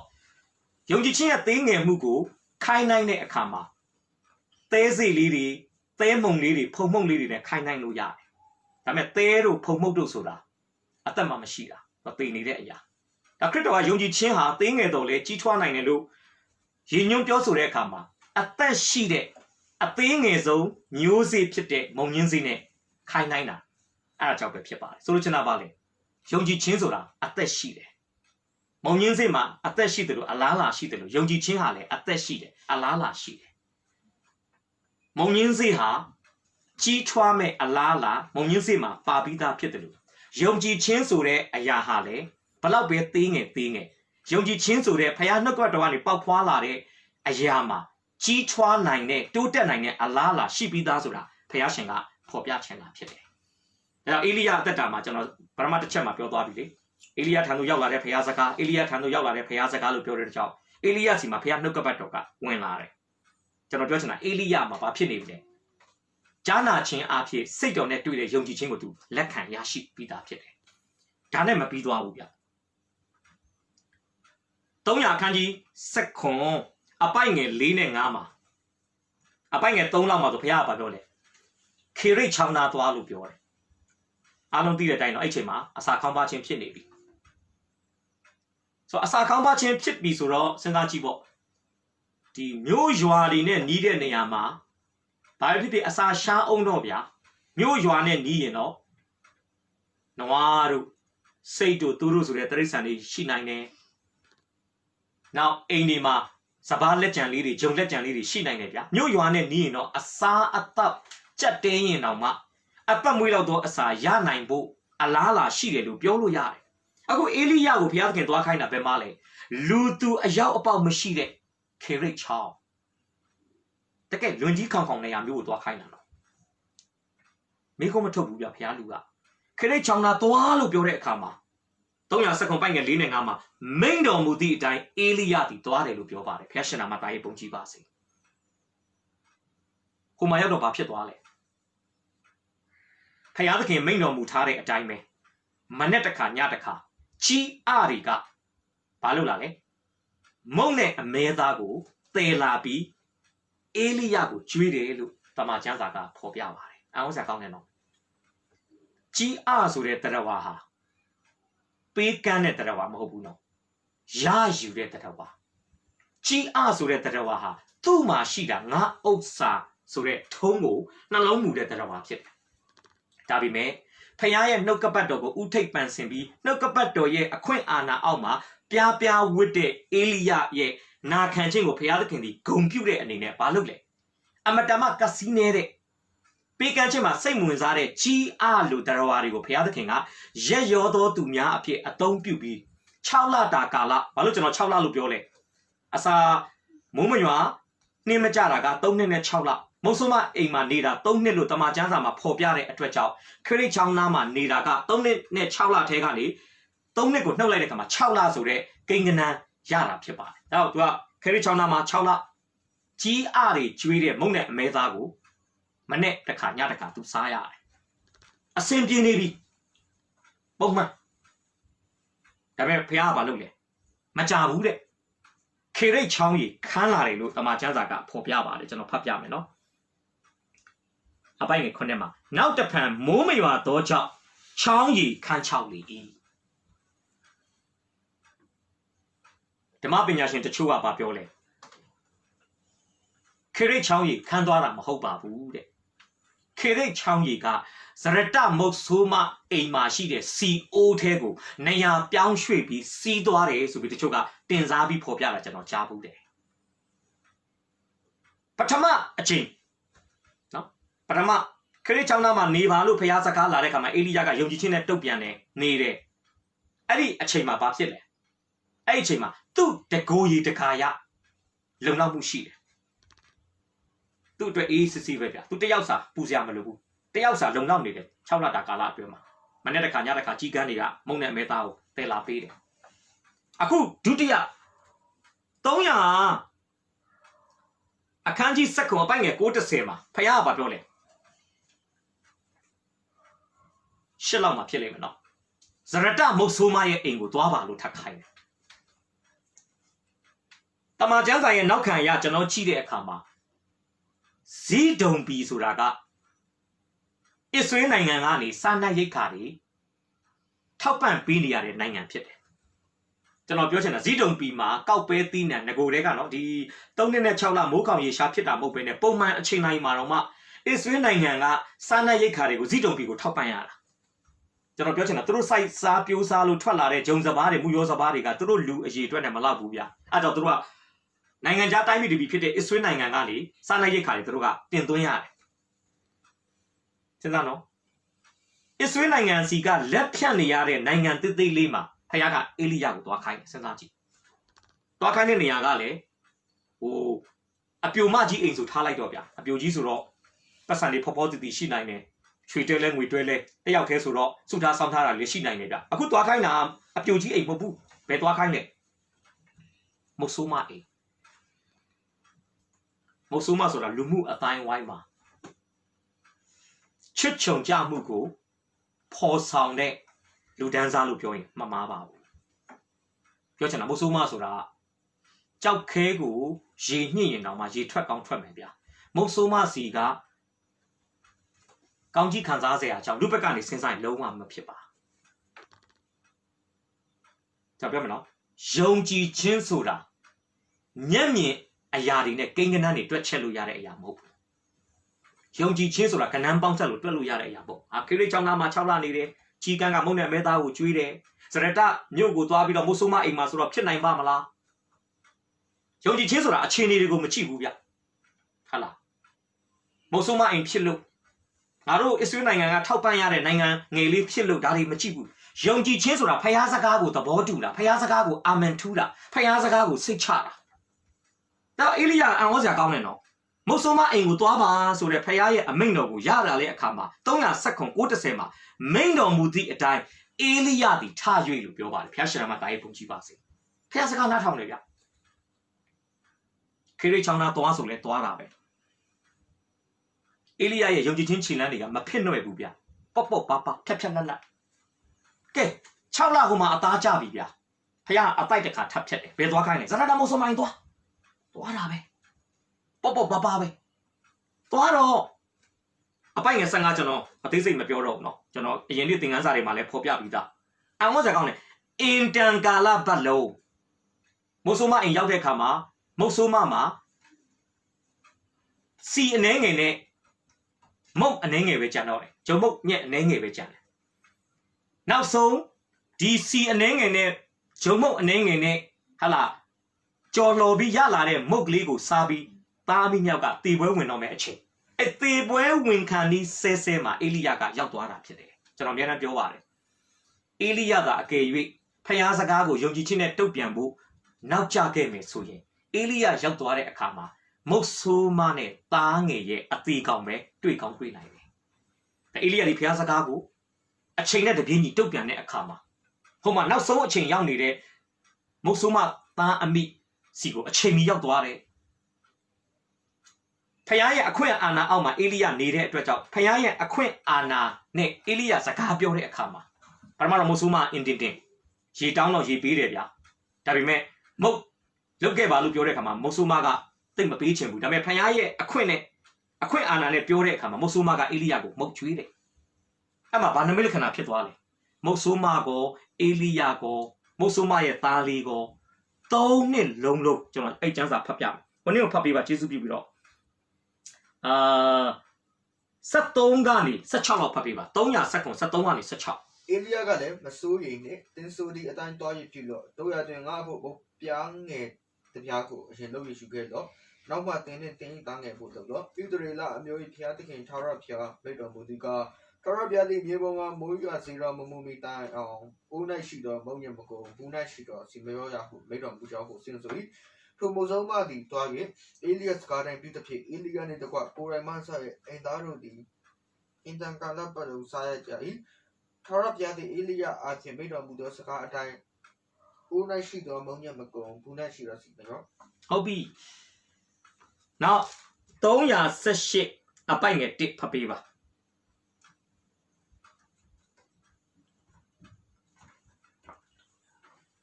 318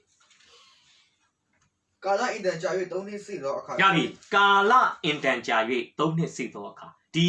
318ရဲ့ဖော်ပြချက်အရာမုတ်ဆိုးမအိမ်မှာနေတာ3နှစ်ဆိုတာကျွန်တော်တို့တွက်ဆတာဖြစ်ပါတယ်ဆိုတော့ကျွန်တော်ဒီနေ့ပြောချင်တာပါလေခရစ်ချောင်းသားသွားဆိုတော့သွားတယ်မုတ်ဆိုးမအိမ်သွားဆိုတော့သူသွားတယ်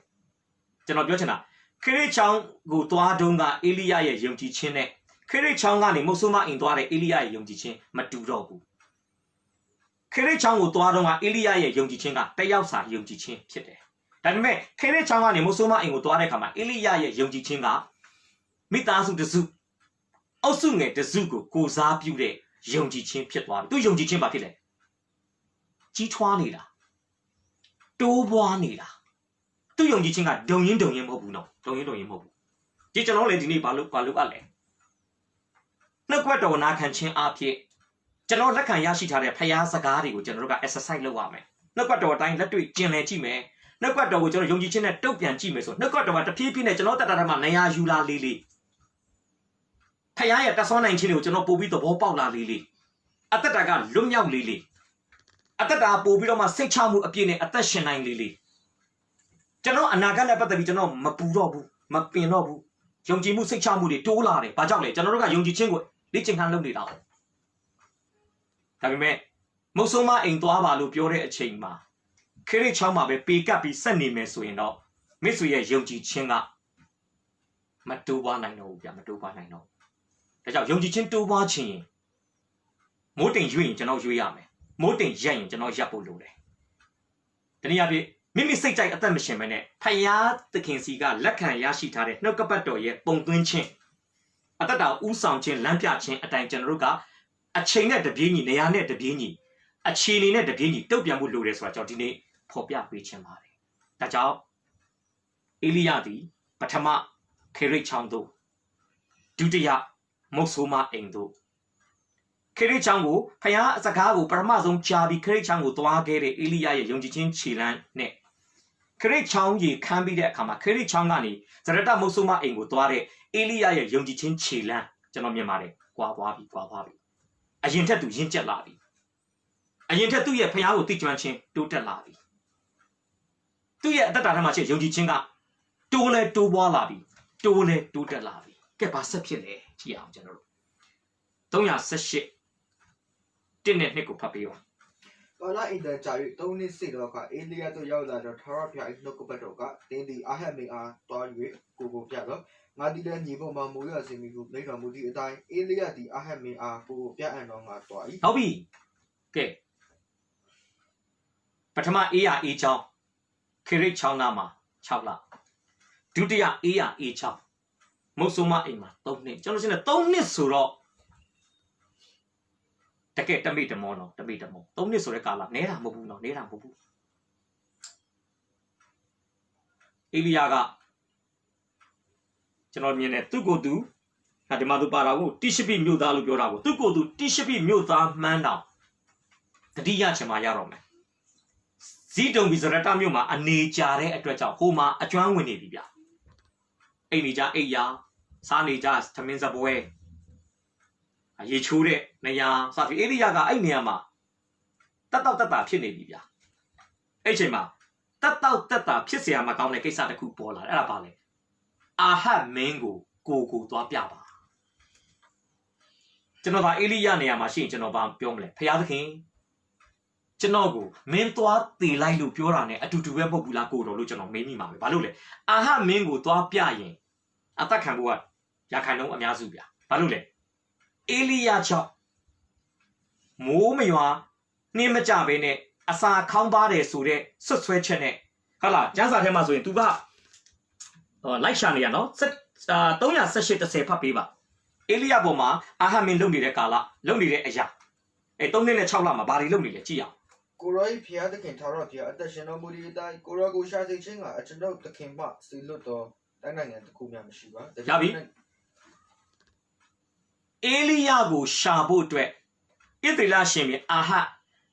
စစ်သူရဲတွေကိုမစီလွတ်တဲ့တိုင်းပြည်တပီမှမရှိဘူးလို့တမန်ကျမ်းစာမှာဖော်ပြပါတယ်ကျွန်တော်ပြောချင်တာအေလိယကိုစစ်သားတွေစီလွတ်ပြီးခြေချင်းလင်အောင်အာဟတ်ကရှာထားပြီးသားပါဖယားဖွက်ထားလို့မတွေ့လားဖယားကခရစ်ချောင်းသားမှာဖွက်တယ်မုတ်ဆိုးမအိမ်မှာဖွက်တယ်အာဟတ်မထင်တဲ့နေရာတွေမှာဖယားကအေလိယကိုသွားထားတာဆိုတော့ကျွန်တော်ဒီနေ့ပြောချင်တာအာဟတ်မင်းကိုပြပါဆိုတာကမလွယ်ဘူးဒါပေမဲ့ကျွန်တော်ဘာနားလည်ပါလဲဆိုတော့မုတ်ဆိုးမအိမ်မှာ3နှစ်ခရစ်ချောင်းသားမှာ6လနေခြင်းအဖြစ်အေလိယရဲ့ယုံကြည်ခြင်းကိုဖယားသခင်ကအယောင်တင်ထားတဲ့အတွက်အေလိယသည်အာဟတ်မင်းရဲ့အရှိမမျက်နှာသွားပြဖို့ကိုသွားပြဖို့အတွက်သူတတ်တည်ရှိနေတယ်။ဒါကြောင့်ယုံကြည်ခြင်းဆိုတာအလှမ်းကျယ်ပြီးအလယ်လတ်လို့ရတဲ့အရာမဟုတ်ဘူးဗျ။ယုံကြည်ခြင်းဆိုတာတဆင့်ပြီးတဆင့်ပြုစုပြောထောင်လာတဲ့အရာဖြစ်တယ်။ဒီနေ့ချက်တော်မိတ်ဆွေသင်ငယ်သောအမှုမှာယုံကြည်ခြင်းမရှိဘဲနဲ့ကြီးသောအမှုကိုယုံကြည်ဖို့ဆိုတာလုံးဝမဖြစ်နိုင်ပါဘူး။အေလိယ3နှစ်နဲ့6လတိဆောက်ရတဲ့ယုံကြည်ခြင်းဟာ3နှစ်နဲ့6လတိဆောက်မှပဲရတဲ့ယုံကြည်ခြင်းမျိုးဖြစ်ပါတယ်။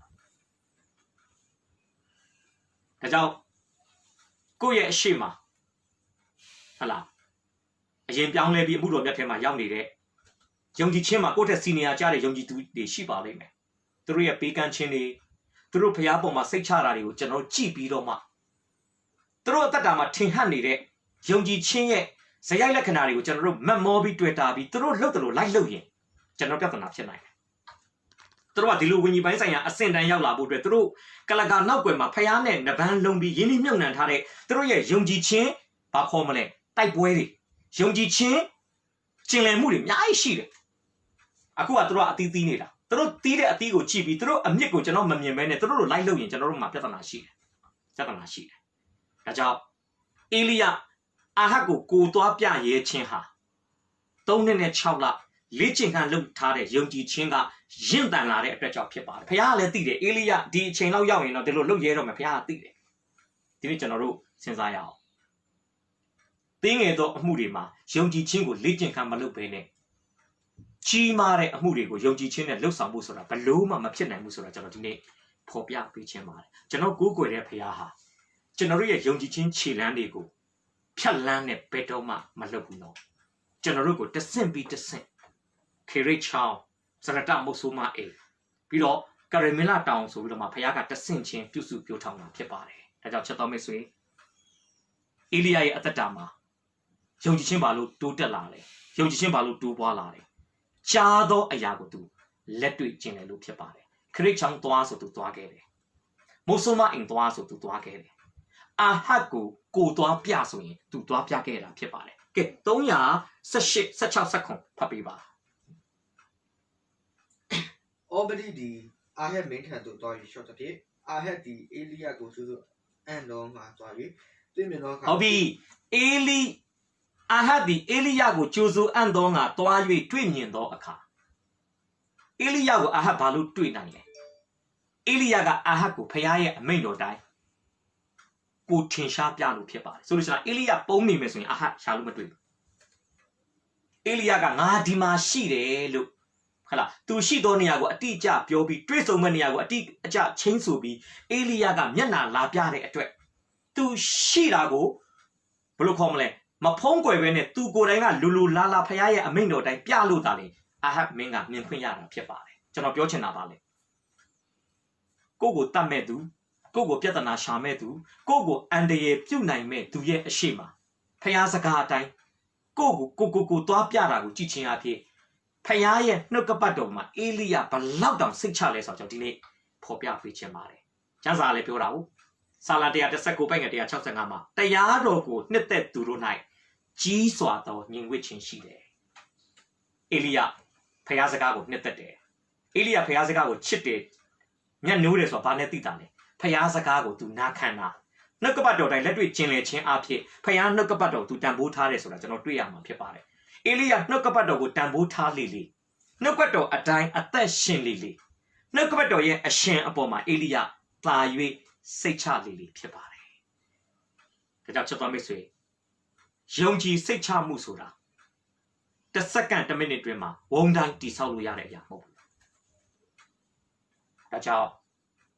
ဖခင်သခင်ပေါ်မှာကျွန်တော်တို့ရဲ့ယုံကြည်ခြင်းကိုကျွန်တော်တို့တိဆောက်ဖို့အတွက်ဘာလို့လဲယုံကြည်ခြင်းမှာယုံကြည်ခြင်းတို့ဆိုတဲ့ခရီးစဉ်ထဲမှာကျွန်တော်တို့အလန်းမကျဲအလယ်မလတ်ပဲနဲ့နှုတ်ကပတ်တော်ကိုအသေးစိတ်နေ့စဉ်အသက်တာမှာကျင်လည်ခြင်းအဖြစ်ကျွန်တော်တို့ယုံကြည်ခြင်းကိုအေလိယကဲ့သို့တိုးတက်အောင်တိုးပွားအောင်ပြုစုပြောထောင်တဲ့သူတွေဖြစ်ဖို့ကျွန်တော်တိုက်တွန်းချင်ပါတယ်။ကတတရားနဲ့နောက်ဆုံးတစ်ချက်ကိုကျွန်တော်တို့ကြည့်ဖို့ဖြစ်ပါတယ်။316ဖတ်ပေးပါ။ကြီးအားတို့သည်နေ့တိုင်းနဲ့တခါညဦးတခါမုန်းတဲ့အမေသားကိုဆောင်ခဲ့ကြ၏။ချောင်းရည်ကိုလည်းတောက်ရ၏။တရားတဲ့နောက်ဆုံးကတော့စိတ်တော်နဲ့တွေ့တဲ့ယုံကြည်ခြင်းဆိုတာနေ့စဉ်အသက်တာ၌နမိတ်လက္ခဏာများကိုဖြစ်ပျက်စေသောယုံကြည်ခြင်း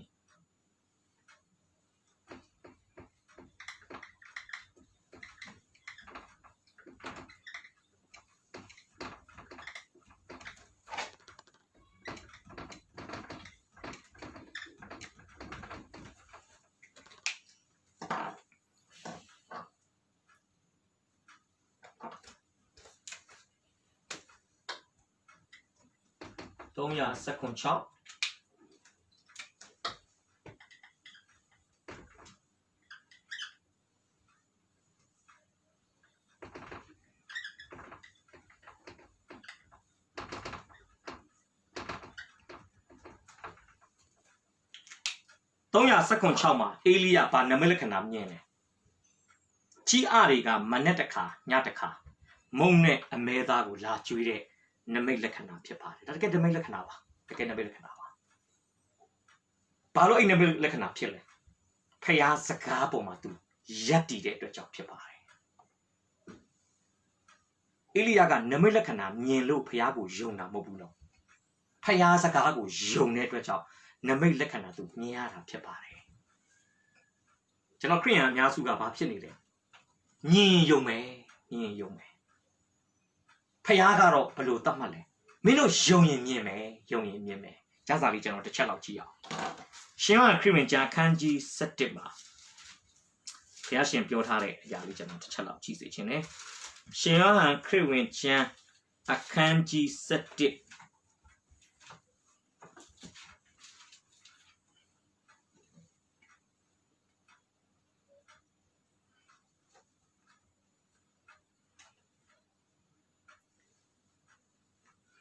ျွန်တော်ဘယ်လောက်မှကျွန်တော်ကြည့်မလဲဆိုရင်အဲ့ဒါကိုကျွန်တော်ကြည့်အောင်နော်ရှင်ဟန်ခရစ်ဝင်ကျမ်းအခန်းကြီး7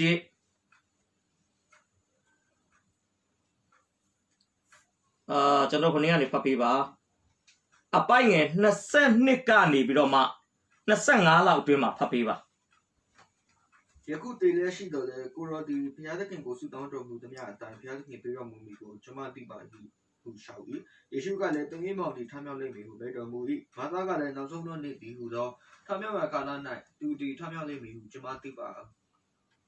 သည်ဟုရှောက်၏ယေရှုကလည်းငါသည်ထမြောက်ခြင်းအကြောင်းအသက်ရှင်ခြင်းအကြောင်းဖြစ်၏ငါကိုယုံကြည်သောသူသည်တည်လွန်တော်လည်းရှင်လိမ့်မည်ဟုတ်ပြီနောက်တစ်ခုကျွန်တော်ဝင်ကြည့်အောင်နော်နောက်တစ်ခုကကျွန်တော်ဘာမှကြည့်မလဲဆိုရင်အပိုက်ငယ်40ဖတ်ပေးပါ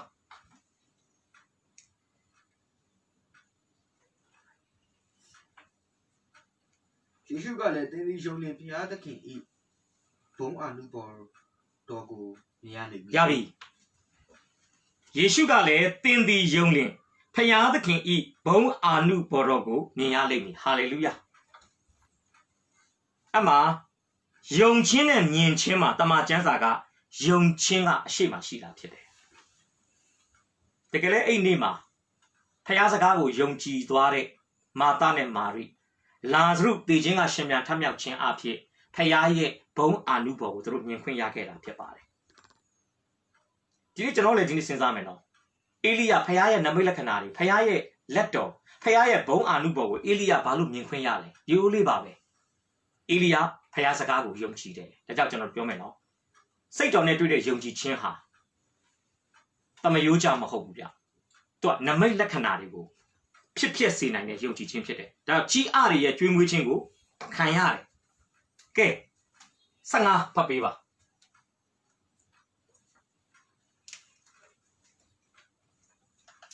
315ဖတ်ပေးပါထိုမိုးဆုံးမဒီတွား၍အေလိယစကားအတိုင်းပြုသဖြင့်အေလိယနှင့်တကွာကိုယ်တိုင်မှဆက်၍အင်္ဂါတို့ဒီကာလအင်တန်ပတ်လုံးစားရကြ၏ဟုတ်ပြီဒုတိယမုတ်ဆိုးမအားဖြင့်ကျွေးမွေးခြင်းအဲ့ဒါကတော့မိသားစု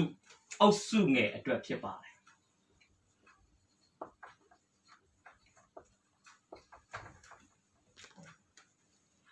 ကဲနောက်တစ်ခု318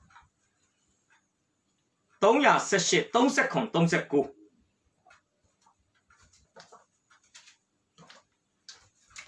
အိုထာဝရဘုရားကိုရောဒီထာဝရရှင်ဘုရားသခင်ဖြစ်တော်မူကြောင်းကို၎င်းဤလူတို့စိတ်တော်ကိုတောင်းလဲစေတော်မူကြောင်းကို၎င်းသူတို့ဒီသိစေခြင်းကအကျွန်ုပ်စကားကိုနားထောင်တော်မူပါဟုဆုတောင်းလေထိုအခါထာဝရဘုရား၏မိသည်ကြားသဖြင့်မိရှုရခြင်းအစရှိသောထင်းကြောက်မြေမုတ်ကိုလောင်၍ကျုံး၌ရှိသောခြေကိုလည်းခံထောက်စေလူပေါင်းတို့သည်မြင်နေကြွယ်ထာဝရဘုရားသည်ဘုရားသခင်ဖြစ်တော်မူ၏ထာဝရဘုရားသည်ဘုရားသခင်ဖြစ်တော်မူ၏ဘုရားကြ၏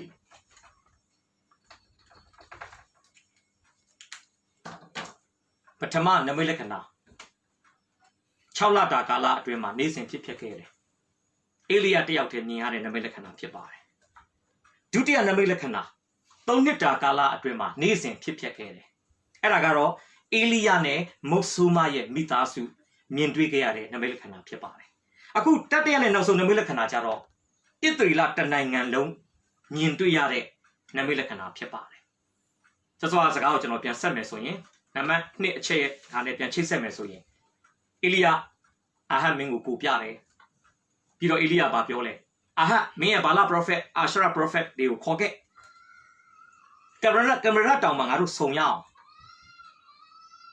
好了，把咱那把实家嘛，一对啦轮流的，他那票古国呀讲努努，把那票古国呀讲努努，没屁事情不，别打打一点事情嘞。他那票个票子看所以，他那票我标价。巴拉皮亚个皮亚子看所以，巴拉皮亚我标价。给白皮亚个皮亚子看来说啦，他说塔拉皮亚路巴拉皮亚路说啦，皮亚的耶，包括你个南面皮皮亚子看家咯，皮亚耶，人家皮为哪么皮的？塔拉皮亚的皮亚子看出来，都不话罢了，塔拉皮亚的皮亚的家路也皮亚出来对别皮的，所以说，把那都清切来，一不能对没？那么有家个一不能对的，一讲系列所以呢，一讲个米修不路嘞，不要不说不，古老伊利亚一路没路，阿路一不能对没，一不能把嘛一讲个他没，听你他没，并阿路数位当没，啊，但现在不要讲人家的米个四六比，一不能把嘛系列一讲个浪转把的是，阿路数当呢看嘛，讲人家的米个四六比，米呢皮比的不要。พยาธิเข็มผิดเลยอันนี้เอลียาก็ประมาณตัวเชิงเลยส่วนยังกระเมล่าตองส่วน prophet ดีอัตย์กาลา prophet ดีเล็ดเท็ดตรงมาหรอกกระเมล่าตองฮะพยาธิเข็มยัง prophet ดีชีเก็บบุเรนเนี่ยผิดไปแต่เป็นแม่บาลากูกวยมูอิสวนในงานมันเนี่ยอยู่ละเรื่องขามาจะน้องมีมาเลยอัตย์ลาลิบุเรอัตย์กาลาก็ฮัลโหลบาดายินเนี่ยปัตตบีตัมบูทาเกเรเนี่ยก็บาลาพยาธิฐานะชุกจีผิดตัวเลยบลาดังโซเลสุยินเอลียาทาราพยาอัตวยยิบปุโซบุเปลี่ยนสิ่งในอาคามาทาราพยาอัตวยคิดเสร็จยิบปุโซก็ได้ยิบลิงห้องอ่ะจังสักก็เปลี่ยนเปลี่ยนนี่เลยลูกเปียวเราจะน้องเปียวเช่นน่ะทาราพยาเย่ฐานะชุกห้องกูบาลาพยาเย่ลูริกาเต็งไปปีตัวเย่ฐานะชุกอันนี้เนี่ยอัตองพิวเกตากาลาตะคุจากเก็บปีเพียบไปเลยอันนี้ปฐมเอลียาก็มาดูอุซาบีเลยบาลา prophet อุซาบีบาลา prophet สุดท้องใครเนี่ยเนาะตัวสุดท้องน่ะก็ตมาจังสามาจะนอนจะเชล่าจีสิเช่นเนี่ย317มาตัวบลูเราสุดท้องเลยเนาะดูเปียวได้สักการนั่นสักเนี่ยมาแต่พันเอลียาก็ทาราพยาอี prophet ก็งานที่ยาวดีจังยี่บาลาอี prophet ก็450ชีจ่าอีน้องนักการกูปีจ่าล้อตัวดีแต่การกูยุยวิอภัยไปဖြတ်ပြီးလင်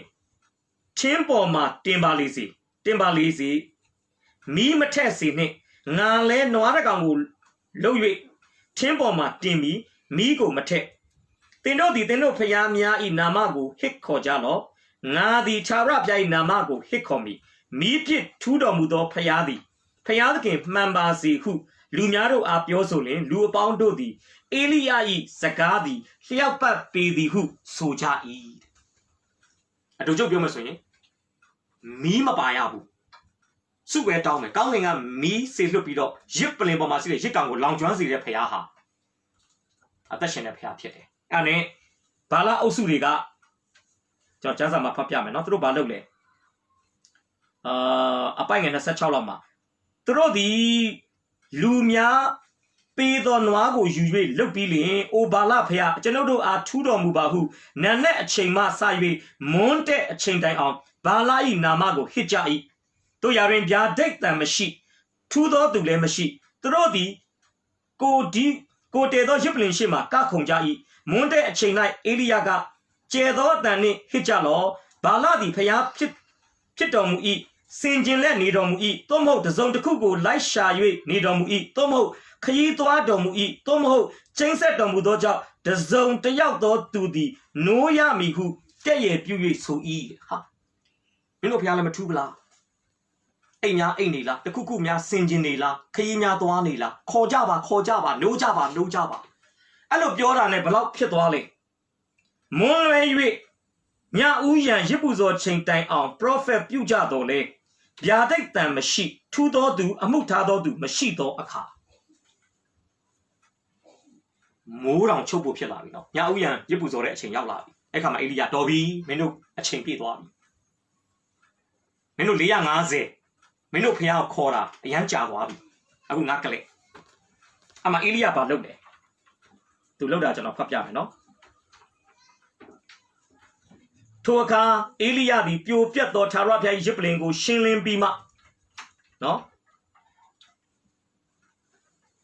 ဗျာဒိတ်တော်ကိုခံရသောယာကုပ်သားအမျိုးအနွယ်အရေးအတွက်အတိုင်းကြောက်12လုံးကိုယူ၍ထာဝရဘုရား၏နာမတော်အဖို့ရစ်ပလင်ကိုတည်ပြီးမှမျိုးစေ့2တင်းလောက်ဝင်နိုင်သောကျုံးကိုရစ်ပလင်ပတ်လည်၌တူးလေ၏အေလိယဘာလုပ်လဲရစ်ပလင်ကိုတီးတယ်ရစ်ပင်ပတ်လည်မှာကျုံးတူးတယ်ဟိုဒီဘယ်လိုခေါ်မလဲ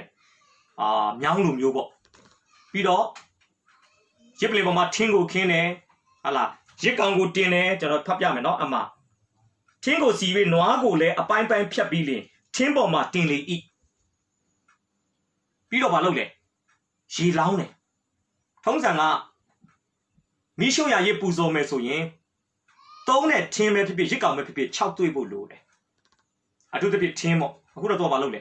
ရစ်ပလင်ကိုလည်းရေလောင်းထင်းကိုလည်းရေလောင်းအဲ့ရစ်ကောင်ကိုလည်းရေလောင်းလောင်းလိုက်တဲ့ရေကဘလောက်တောင်များလို့ဆိုဘေးနားမှာတူးထားတဲ့မြောင်းထဲမှာတော့မှကျုံထဲမှာတော့ရေကအပြည့်လူဘက်ကနေကြည့်မယ်ဆိုရင်လုံးဝမဖြစ်နိုင်တဲ့ကိစ္စဖြစ်ပါတယ်ဒါပေမဲ့အေလိယဖះကိုဆုတောင်းတဲ့အခါမှာအံ့ဩစရာပဲဗျအေလိယဖះကိုခေါ်လိုက်တဲ့အခါမှာကောင်းကင်ကမီးသည်အေလိယပြင်ဆင်ထားတဲ့ရစ်ပလင်ပေါ်မှာရှိတဲ့ရစ်ကောင်ရှိရမှာပြုတ်ကျလာပြီးတော့ဘာလို့လဲဆိုရင်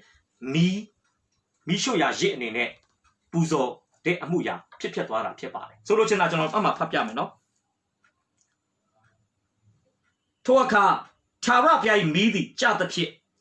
မီးရှို့ရာရစ်အစရှိသောထင်းကြောက်မြေမုတ်ကိုလောင်၍ကျုံ၌ရှိသောရေကိုလည်းခန်းချောက်စီ၏အောင်စရာနော်ဒါလောက်ရေတွေနဲ့ရွှဲရွှဲဆူနေတဲ့ရစ်ပလင်ကြီးကမီးထတောက်တယ်ဘယ်လောက်တောင်လောင်လဲမြောင်းထဲမှာရှိတဲ့ကျုံထဲမှာရှိတဲ့ရေတောင်ခန်းသွားတယ်လို့ပြောပါတယ်ဆိုလို့ချင်တာပါလေဖယားကအေလိယရဲ့ဆုတောင်းတန်ကိုအဖြေပေးတယ်ငါ့ကိုခေါ်တော့ငါထူးမယ်လို့ဂတိပေးတဲ့ဖယားဂတိတန်အလုပ်လုပ်သွားတယ်ဒီနေ့ချစ်တော်မိတ်ဆွေတစ်ခါခေါ်တာနဲ့တစ်ခါဘာလို့ထူးလဲအတိတ်ကာလတုန်းကဖယားခေါ်တိုင်းမှာအေလိယကယုံကြည်ခြင်းနဲ့ထူးပြီးတော့မှကျင်လည်သွားလာခဲ့တဲ့အတွက်ကြောင့်တေးရှင်ရဲ့အချိန်တိုင်းမှာသူ့ရဲ့ခေါ်တန်ကိုဖယားသခင်ကအဖြေပေးခဲ့တာဖြစ်ပါတယ်ကျွန်တော်ပြောချင်တာပါလေနောက်ဆုံးကောင်းငင်ကမိကြပြီးထူးတဲ့နမိတ်လက္ခဏာဟာအေလိယရဲ့အသက်တာမှာခံစားရတဲ့အကြီးမားဆုံးနမိတ်လက္ခဏာဖြစ်ပါတယ်ဆိုလို့ချင်တာအေလိယရဲ့ယုံကြည်ခြင်းတိုးတက်လာလေမြင်ရတဲ့နမိတ်လက္ခဏာကကြီးလာလေဖြစ်ပါတယ်ဒီနေ့ကျွန်တော်တို့အတွက်ဖြစ်ပါတယ်ကျွန်တော်တို့ကခေရိတ်ချောင်းနာကယုံကြည်ခြင်းဆိုရင်ခေရိတ်ချောင်းနာကနမိတ်လက္ခဏာပဲမိတ်ဆွေမြင်မှာဖြစ်ပါတယ်ဇရတမြို့ကယုံကြည်ခြင်းဆိုရင်တော့ဇရတမြို့ကနမိတ်လက္ခဏာကိုမိတ်ဆွေမြင်မှာဖြစ်ပါတယ်ဒါပေမဲ့ကရမီလာတောင်ပေါ်ကယုံကြည်ခြင်းဆိုတော့ကရမီလာတောင်ပေါ်ကနမိတ်လက္ခဏာကိုမိတ်ဆွေမြင်မှာဖြစ်ပါတယ်ဒါပေမဲ့ခေရိတ်ချောင်းကနေကရမီလာတောင်ပေါ်ကိုတန်းတက်လို့မရဘူးနော်ယုံကြည်ခြင်းမှာအလန်းကျယ်လို့မရဘူးအလေလက်သွားလိမ့်မယ်ယုံကြည်ခြင်းဆိုတာတဆင့်ချင်းသွားရတဲ့အရာဖြစ်ပါတယ်ဒါကြောင့်ချက်တော်မိတ်ဆွေကိုဧဝံဂေလိတရားအဖြစ်ဘုရားသခင်ကယုံကြည်သူတရားဖြစ်စေပြီးဖြစ်ပါတယ်တနည်းအားဖြင့်ဧဝံဂေလိတရားကိုယုံကြည်ခြင်းနဲ့တုတ်ပြန်ခြင်းအဖြစ်မိတ်ဆွေဟာကယ်တင်ခြင်းတို့ရောက်စေတဲ့ယုံကြည်ခြင်းကိုပိုင်ဆိုင်ထားပြီးဖြစ်ပါတယ်ဒါပေမဲ့မိတ်ဆွေကိုဘုရားသခင်ကယုံကြည်ခြင်းနဲ့အသက်ရှင်ခြင်းနဲ့ဆက်ဆိုင်တဲ့ယုံကြည်ခြင်းအဖြစ်တရက်ပြီးတရက်ပြုစုပြောင်းထောင်နေတာဖြစ်ပါတယ်ယုံကြည်ခြင်းမှာယုံကြည်ခြင်းတို့ဆိုတဲ့ခရီးရှည်ထဲမှာမိတ်ဆွေသွားလာနေပါတယ်ဒါကြောင့်မိတ်ဆွေယုံကြည်ခြင်းကိုဒီနေ့ကိုမေးခွန်းထုတ်ပါငါကခေရိတ်ချောင်းနာမှာရောက်နေလားဇရတမုတ်ဆိုးမအိမ်မှာလားဒါမှမဟုတ်ရင်အာဟမင်းကိုကိုပြတဲ့အဆင့်လားကရမီလာတောင်ပေါ်မှာယုံကြည်ခြင်းနဲ့ဟာလားစိန်ခေါ်ပြီးဖျားသက်တည်ထူတဲ့အဆင့်လားဒီနေ့စဉ်းစားဖို့ဖြစ်ပါတယ်ကောင်းငင်ကမီးကြပြီးရစ်ပလင်ဘောကရစ်ကောင်ကိုလောင်ပြီးတဲ့နောက်ပိုင်းမှာဣသရေလလူမျိုးပိဋကရဲ့ပါဇက်ကနေထာဝရဘုရားသည်ဘုရားသခင်ဖြစ်တော်မူ၏ထာဝရဘုရားသည်ဘုရားသခင်ဖြစ်တော်မူတယ်လို့ထုတ်ဖော်ဝန်ခံပြီးတော့မှဘာလပရောဖက်450ကိုသူတို့တုတ်တင်ရှင်းလင်းခဲ့တာဖြစ်ပါတယ်ဆိုလိုချင်တာကကရလတောင်ပေါ်မှာဖျားဘုံထင်ရှားခဲ့တယ်ဖျားသခင်ကြီးမားသောနမိတ်လက္ခဏာကိုပြုခဲ့တာဖြစ်ပါတယ်ဒီနေ့ကျွန်တော်တို့အတွက်ဖြစ်ပါတယ်ကျွန်တော်တို့ကစိတ်တော်နဲ့တွေ့တဲ့ယုံကြည်ခြင်းကိုဘလောက်အတိုင်းတာပမာဏကျွန်တော်တို့လက်ခံရရှိထားပြီးပြီလေယုံကြည်ခြင်းဆိုတဲ့အမျိုးဟာမုံငင်းစီလိုပဲအသက်ရှိတယ်用几千数的哎呀哈，系的不嘛那个呢，别人几川钱的，他不得把话系的，这叫那个到 music 股压他的没水，就那个到股没水，大家听嘛，拉耍，好啦，那呀有款，啊六款别钱阿片，没水也用几千股都切家呀，开始敲马蹄，莫说嘛哎，莫说嘛哎马蹄，跟人拉当都，就那里用几千开写几股，就那路三家呀啊，七家呀啊，大家。谁叫你对的用几千哈？他妈讲啥的嘛？为系的用几千不变呢？没说也得打，讲到也得打，讲到第二千是也女生得打嘛？撇地内的用几千数啦，谁差不了嘛？用几千嘛，用几千都，好啦，谁叫你用对的用几千呢？多啦，得现在用几多များ撇，个把面积不嘛？多啦，得现在把收入就那个多阿撇，该种阿撇钱嘛嘞？那个多阿撇要给我撇钱，刚几百吧是，看哪里收到按哪个撇吧嘞？结束先发，过了过结束的呢？那个到阿边是卡标到叫过了过结束的呢，大如果用几千嘛，用几千多，我爷爷可以什么？过了来把谁多叫接受过去嘛嘛嘞？大家大陆用几千个，你人得他嘛，表示表堂前阿边都得都把的用几千个摆上到度呀。那么来看呐，这边的用几千个摆上到度呀，偏多了，得先也把米一交，啊得大地头刚几倍嘞，马上把米一交，得到嘛，现在得大那个变了十个安那来看嘛。偏偏表嘞，结束起码将问看嘞，先修偏因为多拿嘛嘞，起码嘞，现在个那种来十个安那嘛嘞，哪怕差不多没十多偏先，阿妹，小点么偏先刚几倍话是。